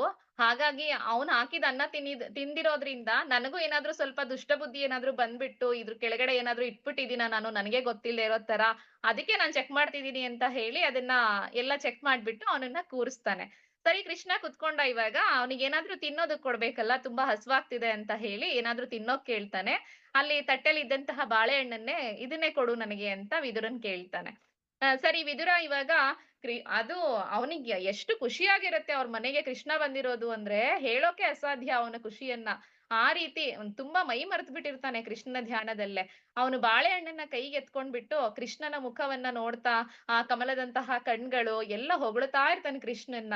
ಹವಳದಂತಹ ತುಟಿಗಳು, ಆ ಗುಂಗುರು ಕೂದ್ಲು ಎಲ್ಲ ಹೇಳ್ತಾ ಹೇಳ್ತಾ ಹೊಗಳುತ್ತಾ ಅವನ ಒಂದು ನೋಟವನ್ನ ಅವನು ಹೇಗಿದ್ದ ಅಂದ್ಬಿಟ್ಟು ಅವನ ಸೌಂದರ್ಯವನ್ನ ಸವಿತಾ ಸವಿತಾ ಅವನೇನ್ ಮಾಡ್ತಾನೆ, ಬಾಳೆಹಣ್ಣನ್ನ ಬಿಡಿಸ್ತಾ ಇರ್ತಾನೆ. ಬಿಡಿಸ್ಬಿಟ್ಟು ಹಣ್ಣನ್ನ ಕೆಳಗಡೆ ಹಾಕಿ ಸಿಪ್ಪೆನ ತೆಗೆದು ಕೃಷ್ಣನ್ ಬಾಯಿ ಒಳಗಡೆ ಇಡ್ತಾ ಇರ್ತಾನೆ. ಆದ್ರೆ ಕೃಷ್ಣ ಅದನ್ನೇ ತಿಂತಿರ್ತಾನೆ. ತಿಂದಾಗ ಅಲ್ಲಿಗೆ ವಿದುರನ ಪತ್ನಿ ಬರ್ತಾಳೆ. ಬಂದ್ಬಿಟ್ಟು "ಏನಾಗ್ತಿದೆ ಇಲ್ಲಿ?" ಅಂದ್ಬಿಟ್ಟು ವಿದುರನಿಗೆ ಪ್ರಶ್ನೆ ಮಾಡ್ತಾಳೆ. "ಏನಿದು ಹಣ್ಣನ್ನೆಲ್ಲ ಕೆಳಗಡೆ ಹಾಕ್ಬಿಟ್ಟು ಸಿಪ್ಪೆ ಮಾತ್ರ ತಿನ್ನಿಸ್ತಿದ್ದೀರಲ್ಲ" ಅಂತ ಹೇಳಿ ವಿದುರನಿಗೆ ಹೇಳ್ತಾಳವಳು. ಅದಕ್ಕೇನೆ ಅವ್ನು "ಅಯ್ಯೋ! ಎಂತಹ ಅಚಾತುರ್ಯ ಆಗ್ಬಿಡ್ತು. ಕೃಷ್ಣನಿಗೆ ನಾನು ಈ ರೀತಿ ಹಣ್ಣನ್ನ ಹಾಕ್ಬಿಟ್ಟು ಬರೀ ಸಿಪ್ಪೆ ಮಾತ್ರ ತಿನ್ನಿಸ್ತಿದ್ದೀನಲ್ಲ, ತಪ್ಪಾಯ್ತು ಕೃಷ್ಣ" ಅಂತ ಹೇಳಿ ಅವನು ಸಿಪ್ಪೆನ "ಬೇಡ, ಬೇಡ ಈಗ ಹಣ್ಣನ್ನ ತಿನ್ನಿಸ್ತೀನಿ" ಅಂತ ತಿನ್ಸೋಕ್ ಹೋಗ್ತಾನೆ. ಅದಕ್ಕೆ ಕೃಷ್ಣ ಹೇಳೋ ಮಾತು, "ನಾನು ನೀನ್ ಕೊಟ್ಟಿದಂತಹ ಸಿಪ್ಪೆನೂ ತಿಂದಿಲ್ಲ, ಹಣ್ಣನ್ನು ತಿನ್ನೋದಿಲ್ಲ" ಅಂತ ಹೇಳಿ ಅವನಿಗೆ ಅಂದ್ರೆ ನೀನ್ ಕೊಡುವಂತಹ ಈಗ ಹಣ್ಣನ್ ತಿನ್ಸಿದ್ರು ನಾನ್ ತಿನ್ನಲ್ಲ, ಸಿಪ್ಪೆ ಕೂಡ ನಾನ್ ತಿಂದಿಲ್ಲ. ನೀನು ತಿನ್ನು ಅಂತ ಬೇಡ್ತಾ ಇದೀಯಲ್ಲ, ಆ ಭಕ್ತಿನೇ ನಾನ್ ಉಂಡಿದ್ದು. ಆದ್ರೂ ನಂಗ್ ತೃಪ್ತಿ ಆಗಿದೆ ನೋಡು ಅಂತ ಹೇಳಿ ಒಂದ್ಸರಿ ತೇಗ್ತಾನಂತೆ. ಅಂದ್ರೆ ಹೇಗೆ ಹೊಟ್ಟೆ ತುಂಬ್ತು ಕೃಷ್ಣ ನಿನಗೆ ಅಂದಿದ್ದಕ್ಕೆ ಅವ್ನು ಹೇಳೋ ಅಂಥದ್ದು. ನೀನ್ ಕೊಟ್ಟಿರೋ ಹಣ್ಣಾಗ್ಲಿ, ಸಿಪ್ಪೆ ಆಗ್ಲಿ ತಿಂದು ನನಗ್ ಹೊಟ್ಟೆ ತುಂಬಿಲ್ಲ. ನೀನು ತಿನ್ನು ತಿನ್ನು ಅಂತ ಹೇಳಿ ಅಷ್ಟು ಪ್ರೀತಿಯಿಂದ ನೀನು ಭಕ್ತಿಯಿಂದ ಬೇಡ್ಕೊಂಡ್ಯಲ್ಲ, ಆ ಬೇಡಿಕೆಯನ್ನೇ ನಾನು ಉಂಡಿದ್ದು. ಹಾಗೇನೆ ನನಗೆ ಸಿಪ್ಪೆ ಕೊಟ್ಟೆ ಅಂತ ಹೇಳಿ ನೀನು ಪರಿತಪಿಸ್ತಾ ಇದೀಯಲ್ಲ ಈಗ, ಸಿಪ್ಪೆ ಕೊಟ್ಬಿಟ್ಟೆ ಅಂತ ಹೇಳಿ, ಆ ಮಮತೆಯನ್ನೇ ನಾನು ಉಂಡಿ ಹೊಟ್ಟೆ ತುಂಬಿಸ್ಕೊಂಡಿದ್ದು ಅಂತ ಹೇಳ್ತಾನೆ. ಈ ರೀತಿ ಅಂದ್ರೆ ಸಮಸ್ತ ಜಗತ್ತನ್ನೇ ನಾನು ಉದರದಲ್ಲಿ ಹೊತ್ತಿರ್ತಕ್ಕಂಥವನು ನಾನು. ನನಗೆ ನೀನ್ ಸಿಪ್ಪೆ ಆಗ್ಲಿ ಅಥವಾ ನೀನ್ ಕೊಡುವಂತಹ ಹಣ್ಣಾಗ್ಲಿ ಹೊಟ್ಟೆ ತುಂಬಿಸೋದಿಲ್ಲ. ಆ ಬಾಳೆಹಣ್ಣಿಂದಾಗ್ಲಿ ನನ್ಗ್ ಹೊಟ್ಟೆ ತುಂಬೋದಿಲ್ಲ. ನೀನ್ ಕೃಷ್ಣ ಅಂತ ಹೇಳಿ ಪ್ರೀತಿಯಿಂದ ಯಾವ ಪ್ರತಿಫಲದ ಅಪೇಕ್ಷೆನೂ ಇಲ್ಲದೇನೆ ನನ್ನನ್ನ ಆದರದಿಂದ ನನಗೆ ಬರ್ಮಾಡ್ಕೊಂಡು ನೀನ್ ಇಷ್ಟೆಲ್ಲಾ ಉಪಚಾರ ಮಾಡ್ತಿದ್ಯಲ್ಲ, ಇದನ್ನ ನಾನು ಸ್ವೀಕಾರ ಮಾಡಿರೋದು. ಇದ್ರಿಂದ ನಾನು ತೃಪ್ತನಾಗಿರೋದು ಅಂತ ಹೇಳ್ತಾನೆ. ಮತ್ತೆ ಅವನ ಮಾತುಗಳನ್ನ ಕೇಳ್ತಾ ಕೇಳ್ತಾ ಎಷ್ಟು ಪ್ರೀತಿಪೂರ್ವಕವಾಗಿ ಅವನ ಮಾತನ್ನು ಹೇಳ್ತಾನೆ ಅಂದ್ರೆ ವಿದುರ, ನೀನು ಆ ಅಣ್ಣ ತಮ್ಮಂದ್ರಲ್ಲಿ ಇಬ್ರುನು ಕೂಡ ಆ ಸೋದರರ ಪ್ರೀತಿ ಏನಿದೆ, ಆ ಪ್ರೀತಿಯನ್ನ ಉಂಟು ಮಾಡಿ ಸಮಾಧಾನವಾದ ಮಾತುಗಳನ್ನ ಆಡಿ ನೀನು ಸಂಧಾನ ಮಾಡ್ಸೋಕೆ ಅಂತ ಬಂದಿದ್ಯಾ ಕೃಷ್ಣ. ಆದ್ರೆ ಆ ದುರ್ಯೋಧನ ಏನಿದಾನೆ ಅವನು ತುಂಬಾ ಗರ್ವಿ, ಅವನು ಅಹಂಕಾರಿ. ಅವನು ನಿನ್ನ ಮಾತುಗಳನ್ನ ಕೇಳ್ತಕ್ಕಂತಹ ಯಾವುದೇ ಒಂದು ಇದು ಅವನಲ್ಲಿ ಇಲ್ಲ, ಆ ಮನಸ್ಥಿತಿ ಇಲ್ಲ ಅವನಿಗೆ. ಅವ್ನು ಹೇಗಾದ್ರೂ ಮಾಡಿ ನಿನಗ್ ತೊಂದ್ರೆ ಕೊಡ್ಬೇಕು ಅಂತಾನೆ ನೋಡ್ತಿರ್ತಾನೆ. ಎಲ್ಲಿ ನಿನಗ್ ತೊಂದ್ರೆ ಕೊಟ್ಬಿಡ್ತಾನೋ ಅಂತ ನನಗ್ ಆತಂಕ ಆಗ್ತಿದೆ ಅಂತ ಹೇಳಿ ಇಡೀ ರಾತ್ರಿ ಬರೀ ಅದ್ರ ಬಗ್ಗೆನೇ ಹೇಳ್ತಿರ್ತಾನೆ. ನಿನ್ಗೆ ಏನಾಗ್ಬಿಡತ್ತೋ ಅನ್ನೋ ಭಯ ನಂಗೆ, ಹಾಗೆ ಹೀಗೆ ಅಂತೇಳಿ ಕೃಷ್ಣನ ಬಗ್ಗೆನೇ ಗುಣಗಾನ ಮಾಡ್ತಿರೋದು. ಆಗ ಭಗವಂತನಿಗೆ ಅನ್ಸುತ್ತೆ, ಈ ವ್ಯಕ್ತಿ ತನ್ನ ಬಗ್ಗೆ ತಾನು ಇಂತಹ ಸ್ಥಿತಿಯಲ್ಲಿ ಇದ್ಕೊಂಡು ಕೂಡ ತನ್ನ ಬಗ್ಗೆ ಏನನ್ನೂ ಹೇಳ್ಕೊಳ್ದೇನೆ, ಈಗ ನಾವ್ಯಾರಾದ್ರೂ ಸಿಕ್ಕಿದ್ರೆ ಹೇಳ್ತೀವಲ್ಲ, ಪೂರ್ತಿ ಎಲ್ಲ ಏನೇನಿದೆ ಎಲ್ಲಾ ಡೀಟೇಲ್ಸ್ ನಮ್ಮ ಬಗ್ಗೆನೇ ಹೇಳ್ತೀವೋ ಹೊರತು ಅವ್ರ ಬಗ್ಗೆ ಕೇಳೋ ಅಷ್ಟು ಪೇಶನ್ಸ್ ಕೂಡ ಇರಲ್ಲ. ಅಂಥದ್ರಲ್ಲಿ ಇವನು ಬಂದಾಗಿಂದನೂ ನನ್ನ ಬಗ್ಗೆನೇ ಹೇಳ್ತಿದ್ದಾನಲ್ಲ ಅಂತ ಹೇಳಿ ಆ ಒಂದು ಪ್ರೀತಿಗೆ, ಆ ಭಕ್ತಿಗೆ ಮನಸೋತ್ಬಿಟ್ಟಿರ್ತಾನೆ ಕೃಷ್ಣ. ಹಾಗಾಗಿ ಅಂದ್ರೆ ವ ಇಲ್ಲಿ ತನ್ನ ಭಕ್ತರ ಮಾತುಗಳನ್ನ ಅವಶ್ಯಕವಾಗಿ ಅವನು ಗಮನ ಇಟ್ಟು ಕೇಳಿಸ್ಕೊಳ್ಳೋನಾಗಿರೋದ್ರಿಂದಾಗೇನೆ ಅವನನ್ನ ಶುಚಿಶ್ರವಾಹ ಅಂತೇಳಿ ಅವನು ಕರೆಯಲ್ಪಡ್ತಾನೆ. ಹಾಗಾಗಿ ಭಗವಂತನಿಗೆ ಶುಚಿಶ್ರವಾಹ ಅಂತ ಹೇಳ್ತಾರೆ. ನಾವು ಕೂಡ ಅಷ್ಟೇ ಶುಚಿಶ್ರವಾಹ ಅನ್ನುವಂತಹ ನಾಮವನ್ನ ನಾವು ಸದಾ ಕಾಲ ಚಿಂತನೆ ಮಾಡ್ತಿದ್ರೆ ನಮ್ಮ ಮನಸ್ಸಿನ ಭಾವನೆಗಳನ್ನ, ನಮ್ಮ ಭಕ್ತಿಯನ್ನ, ಹಾಗೆ ನಮ್ಮ ಮಾತುಗಳನ್ನು ಕೂಡ ಭಗವಂತ ಕೇಳಿಸ್ಕೊಂಡು ನಮ್ಗೆ ಅನುಗ್ರಹ ಮಾಡ್ತಾನೆ ಎನ್ನೋದ್ರಲ್ಲಿ ಯಾವುದೇ ಸಂಶಯ ಇಲ್ಲ. ಧನ್ಯವಾದಗಳು. ಇನ್ನು ಮುಂದಿನ ನಾಮ ಹರಿ ಓಂ ಮಹೋದಯ. ಹರಿ ಓಂ ಭಗಿನಿ, ನಮಸ್ತೆ. ಧನ್ಯವಾದ ಭಗಿನಿ. ಇನ್ನು ಮುಂದಿನ ನಾಮಕ್ಕೆ ಹೋಗೋಣ. ನನಗೆ ಸಾಮಾನ್ಯವಾಗಿ ನಾನು ಕ್ಲಾಸ್ ಮಾಡ್ತಾ ಇರ್ಬೇಕಂದ್ರೆ ನಾನು ಯಾರನ್ನಾದ್ರೂ ನೋಡ್ಕೊಂಡು ಕ್ಲಾಸ್ ಮಾಡುವಂಥದ್ದು ನನಗೆ ಒಂಥರ ಒಂದು ಅನುಭವ ಬಂದ್ಬಿಟ್ಟಿದೆ. ಸೊ ಯಾರ್ಯಾರಿಗೆ ಸಾಧ್ಯ ಆಗತ್ತೆ ಅವರೆಲ್ಲರೂ ಕೂಡ ವಿಡಿಯೋ ಆನ್ ಮಾಡ್ಕೊಳ್ಳಿ. ನೀವುಗಳು ವಿಡಿಯೋಗಳನ್ನ ನೋಡಿ, ಅಂದ್ರೆ ನಿಮ್ಮ ಮುಖಗಳನ್ನ ನೋಡಿ ನಾನು ಪಾಠ ಮಾಡಬೇಕು ಅಂತ ನನಗೆ ಬಹಳ ಉತ್ಸುಕನಾಗಿರ್ತೀನಿ. ಆ ಒಂದು ದೃಷ್ಟಿಯಿಂದ ಸಾಧ್ಯ ಆಗಿಲ್ಲ ಅಂತಂದ್ರೆ ತೊಂದರೆ ಇಲ್ಲ. ಇನ್ನು ಮುಂದಿನ ನಾಮಕ್ಕೆ ಹೋಗೋಣ. ಮುಂದಿನ ನಾಮ ಬಂದು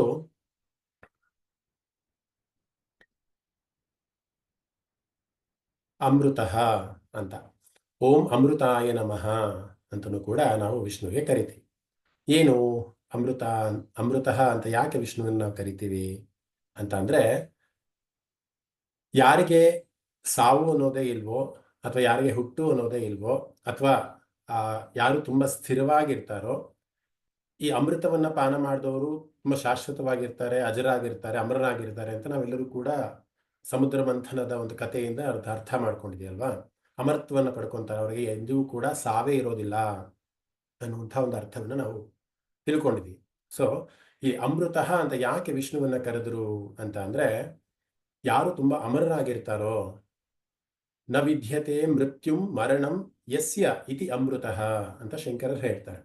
ನ ವಿದ್ಯತೆ ಮರಣಂ, ಯಾರಿಗೆ ಮರಣವು ಸಂಭವಿಸುವುದಿಲ್ವೋ, ಯಾರಿಗೆ ಸಾವು ಅನ್ನುವಂತಹ ಭಯನೇ ಇಲ್ವೋ ಅಂತಹ ಒಂದು ಪುರುಷನಿಗೆ ನಾವು ಅಮೃತಃ ಅಂತ ಕರಿತೀವಿ ಅಂತ. ಅಂದ್ರೆ ಅವನು ಕ್ಷಯವಾಗದೇ ಇರೋನು, ಮರಣವನ್ನ ಹೊಂದದೇ ಇರುವಂಥವನು, ಚಿರಕಾಲದಲ್ಲಿ ಇರುವಂತಹವನು, ಅಂಥವನಿಗೆ ನಾವು ಅಮೃತಃ ಅಥವಾ ಅಜರಾಮರರಾಗಿರುವಂತಹ ಆ, ಅಜರಾಮರಃ ಅಂತ ಶ್ರುತಿನಲ್ಲಿ ಅಂದ್ರೆ ವೇದದಲ್ಲಿ ಬರುವಂತಹ ಒಂದು ಪದವು ಕೂಡ ಇದೆ.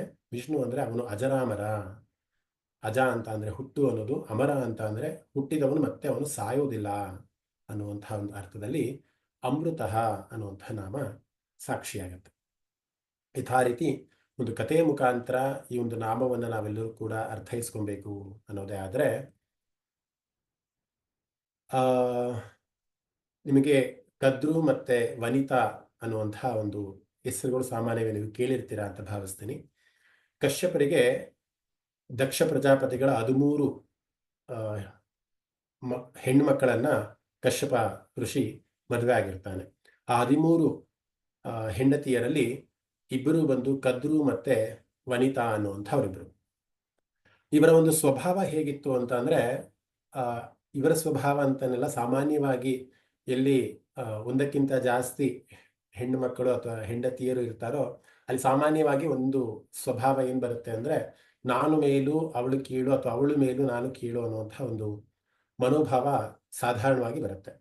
ಅದೇ ರೀತಿ ಕದ್ರು ಮತ್ತೆ ವನಿತಗೂ ಕೂಡ ನಾನು ತುಂಬಾ ಉತ್ತಮಳು ಮತ್ತು ಇನ್ನೊಬ್ಬಳು ಕದ್ರು ನೀಚೆ ಅಥವಾ ನಿಷ್ಕೃಷ್ಟಳು ಅನ್ನುವಂತಹ ಒಂದು ದ್ವಂದ್ವದಲ್ಲಿ ಸದಾ ಸಂಸಾರವನ್ನು ಮಾಡ್ತಿರ್ತಾರೆ. ಸುಮಾರು ದಿನಗಳ ಕಾಲ ಅವರಿಗೆ ಮಕ್ಕಳು ಆಗಿರೋದಿಲ್ಲ. ಕಶ್ಯಪ ಮಹಾ ಋಷಿಗಳ ಹತ್ರ ಬೇಡ್ಕೊಂಡಾಗ ನಮಗೆ ತುಂಬಾ ಬಲಿಷ್ಠವಾದಂತಹ ತುಂಬಾ ಬುದ್ಧಿವಂತವಾದಂತಹ ಮಕ್ಕಳು ನಮಗೆ ಹುಟ್ಟಬೇಕು, ಆ ರೀತಿಯ ಒಂದು ಬೇಡಿಕೆಯನ್ನ ಕಶ್ಯಪ ಮಹರ್ಷಿಗಳ ಹತ್ರ ಇಟ್ಟಾಗ ಕಶ್ಯಪ ಮಹರ್ಷಿಗಳು ಒಂದು ಯಜ್ಞವನ್ನ ಮಾಡ್ತಾರೆ. ಆ ಯಜ್ಞದ ಹವಿಸ್ಸಿನಿಂದ ಪ್ರಸಾದ ರೂಪವಾಗಿ ಕದ್ರು ಮತ್ತೆ ವನಿತಾ ಇಬ್ರು ಕೂಡ ಆಶೀರ್ವಾದವನ್ನು ಮಾಡ್ತಾರೆ ಆ ಯಜ್ಞದಿಂದ.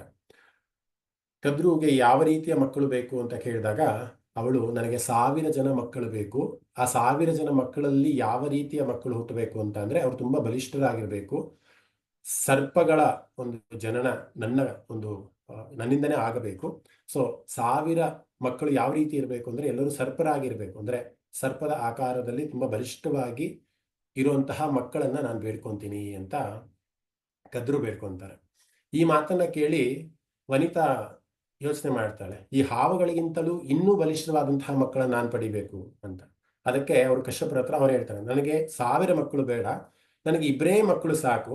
ಆದ್ರೆ ಆ 2 ಮಕ್ಕಳು ಎಷ್ಟರ ಮಟ್ಟಿಗೆ ಬುದ್ಧಿವಂತರು, ಎಷ್ಟರ ಮಟ್ಟಿಗೆ ಶಕ್ತಿವಂತರಾಗಿರ್ಬೇಕಂತ ಅಂದ್ರೆ, ಈ ಕದ್ರುವಿನ 1000 ಮಕ್ಕಳೇನಿರ್ತಾರಲ್ಲ ಅವರನ್ನ ಸೆದೆ ಬಡಿಯುವಂತಹ 2 ಮಕ್ಕಳನ್ನ ನನಗೆ ದಯಪಾಲಿಸ್ಬೇಕು ಅಂತ. ಆಯ್ತು ಅಂತ ಕಶ್ಯಪರು ಆಶೀರ್ವಾದವನ್ನು ಮಾಡ್ತಾರೆ. ನಂತರದಲ್ಲಿ ಕದ್ರಿಗೆ ಯಥಾ ರೀತಿ 1000 ಮಕ್ಕಳುಗಳಾಗ್ತಾರೆ. ಅದು ಯಾವ ರೀತಿ ಇರುತ್ತೆ ಅಂದ್ರೆ, ಹಾವಿನ ಒಂದು ಸ್ವರೂಪವನ್ನ ತೆಗೆದುಕೊಂಡಿರ್ತಾರೆ. ಬಹಳ ಖುಷಿ ಆಗತ್ತೆ ಕದ್ರಿಗೆ, ನನಗೆ 1000 ಸರ್ಪದ ಆಕಾರದ ಮಕ್ಕಳಿದ್ದಾರೆ ಅನ್ನುವಂತಹ ರೀತಿಯಲ್ಲಿ. ಈ ಒಂದು ಸಮಯದಲ್ಲಿ ವನಿತಾಗೆ ಇನ್ನೂ ಕೂಡ ಮಕ್ಕಳಾಗಿರೋದಿಲ್ಲ. ಅಂದ್ರೆ ಆ ಮೊಟ್ಟೆಯ ಆಕಾರದಿಂದ ಆ ಯಜ್ಞದ ಪ್ರಸಾದ ಏನಿರುತ್ತೆ ಅದು ಮೊಟ್ಟೆಯ ಆಕಾರದಲ್ಲಿ ಕಶ್ಯಪರು ಕೊಟ್ಟಿರ್ತಾರೆ. ಇಬ್ಬರಿಗೂ ಕೂಡ, ಯಾರಿಗೆ ಕದ್ರಿಗೆ ಮತ್ತೆ ವನಿತನಿಗೆ ಮೊಟ್ಟೆಯ ಆಕಾರದಲ್ಲಿ ಪ್ರಸಾದವನ್ನ ಕೊಟ್ಟಿರ್ತಾರೆ. ಈ 2 ಮೊಟ್ಟೆಗಳನ್ನ ಏನು ವನಿತ ಈಸ್ಕೊಂಡಿರ್ತಾಳಲ್ಲ, ಆ 2 ಮೊಟ್ಟೆಗಳು ಇನ್ನೂ ಕೂಡ ಫಲವನ್ನ ಕೊಟ್ಟಿರೋದಿಲ್ಲ.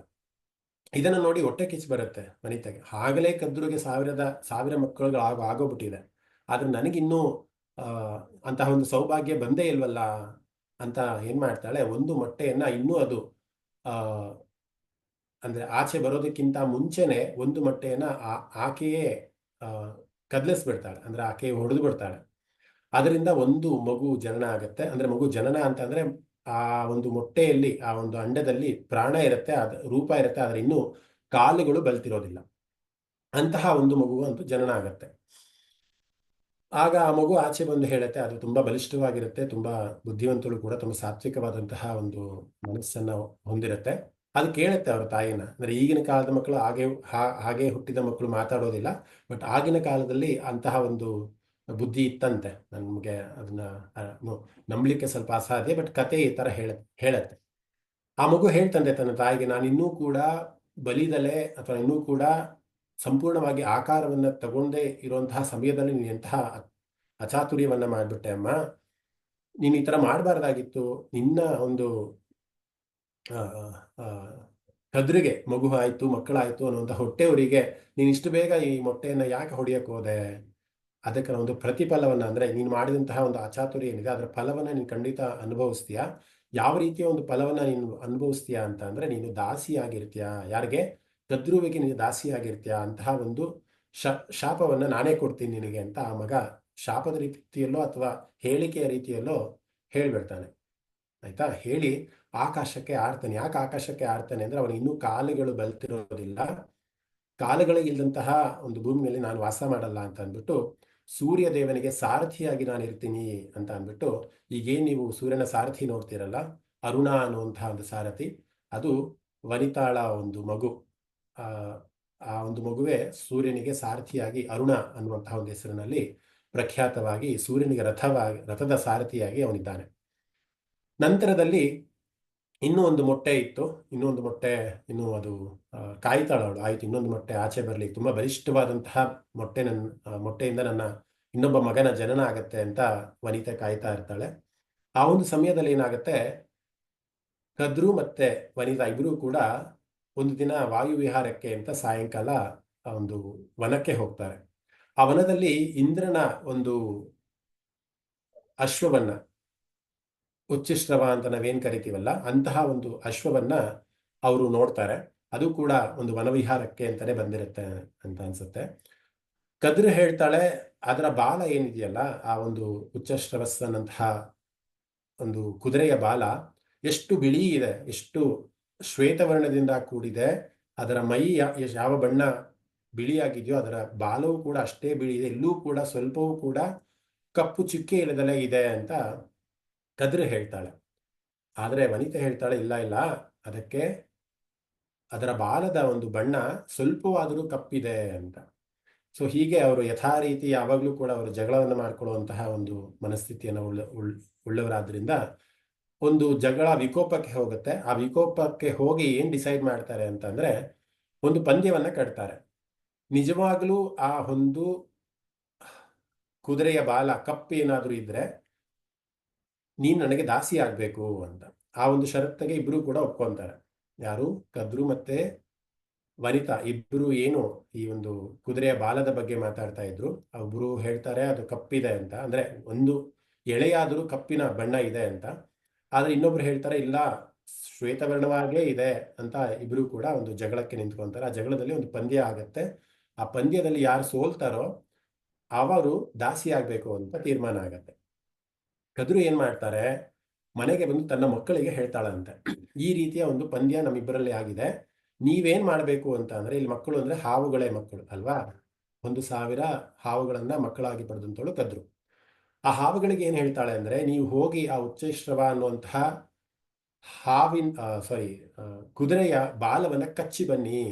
ಯಾವ ರೀತಿ ಕಚ್ಚಬೇಕು ಅಂತ ಅಂದ್ರೆ, ಇಡೀ ಬಾಲ ಕಪ್ಪು ಬಣ್ಣ ತಿರುಗಬೇಕು, ಆ ರೀತಿ ಕಚ್ಚಿ ಬನ್ನಿ ನೀವು ಅಂತ ಆಜ್ಞೆಯನ್ನ ಕೊಡ್ತಾಳೆ ಕದ್ರು. ಹಾಗೆ ಅವರು ಕೂಡ ಆ ಕುದುರೆಯ ಬಾಲವನ್ನ ಕಚ್ಚಿ ಅದನ್ನ ಕಪ್ಪಾಗುವ ಹಾಗೆ ಮಾಡ್ತಾರೆ. ನಂತರದಲ್ಲಿ ಅವರು ಅದನ್ನ ಹೋಗಿ ನೋಡಿದಾಗ, ಮರುದಿನ ಅಥವಾ ಸಾಯಂಕಾಲ ಹೋಗಿ ನೋಡಿದಾಗ ಅದು ಖಚಿತವಾಗುತ್ತೆ, ಕುದುರೆಯ ಬಾಲ ಕಪ್ಪಾಗಿದೆ ಅಂತ. ನಂತರದಲ್ಲಿ ಈ ಒಂದು ಪ್ರಸಂಗ ನಡೆದಾಗ ಏನಾಗುತ್ತೆ, ವನಿತಾ ಬಂದು ದಾಸಿ ಆಗ್ತಾಳೆ. ಯಾರಿಗೆ? ಕದ್ರುಗೆ.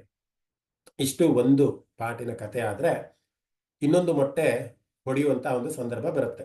ಆ ಮೊಟ್ಟೆ ಹೊಡೆದು ಬಂದು ಯಾವ ರೀತಿಯ ಒಂದು ಮಗು ಹುಟ್ಟುತ್ತಾರೆ ಅಂತಂದ್ರೆ, ತುಂಬಾ ಬಲಿಷ್ಠವಾದಂತಹ, ತುಂಬಾ ಆಗಿರುವಂತಹ, ಮೇಲೆ ಪಕ್ಷಿ ಆಕಾರ, ಕೆಳಗಡೆ ಮನುಷ್ಯನ ಒಂದು ಆಕಾರವನ್ನ ಉಳ್ಳಂತಹ ಒಂದು ಮಗು ಜನನ ಆಗುತ್ತೆ. ಯಾಕೆಂದ್ರೆ ಅವಳು ಕೂಡ ಬೇಡಿದ ಅದೇನೆ, ಸಾಧಾರಣವಾಗಿ ಇರಬಾರ್ದು ಒಂದು ನನ್ನ ಮಗು, ತುಂಬಾ ಬಲಿಷ್ಠನಾಗಿರ್ಬೇಕು, ನೋಡೋದಕ್ಕೂ ಕೂಡ ತುಂಬಾ ವಿಭಿನ್ನವಾಗಿರ್ಬೇಕು ಅಂತನೂ ಕೂಡ ಅವಳು ಕಶ್ಯಪರನ್ನ ಬೇಡ್ಕೊಂಡಿರ್ತಾಳೆ.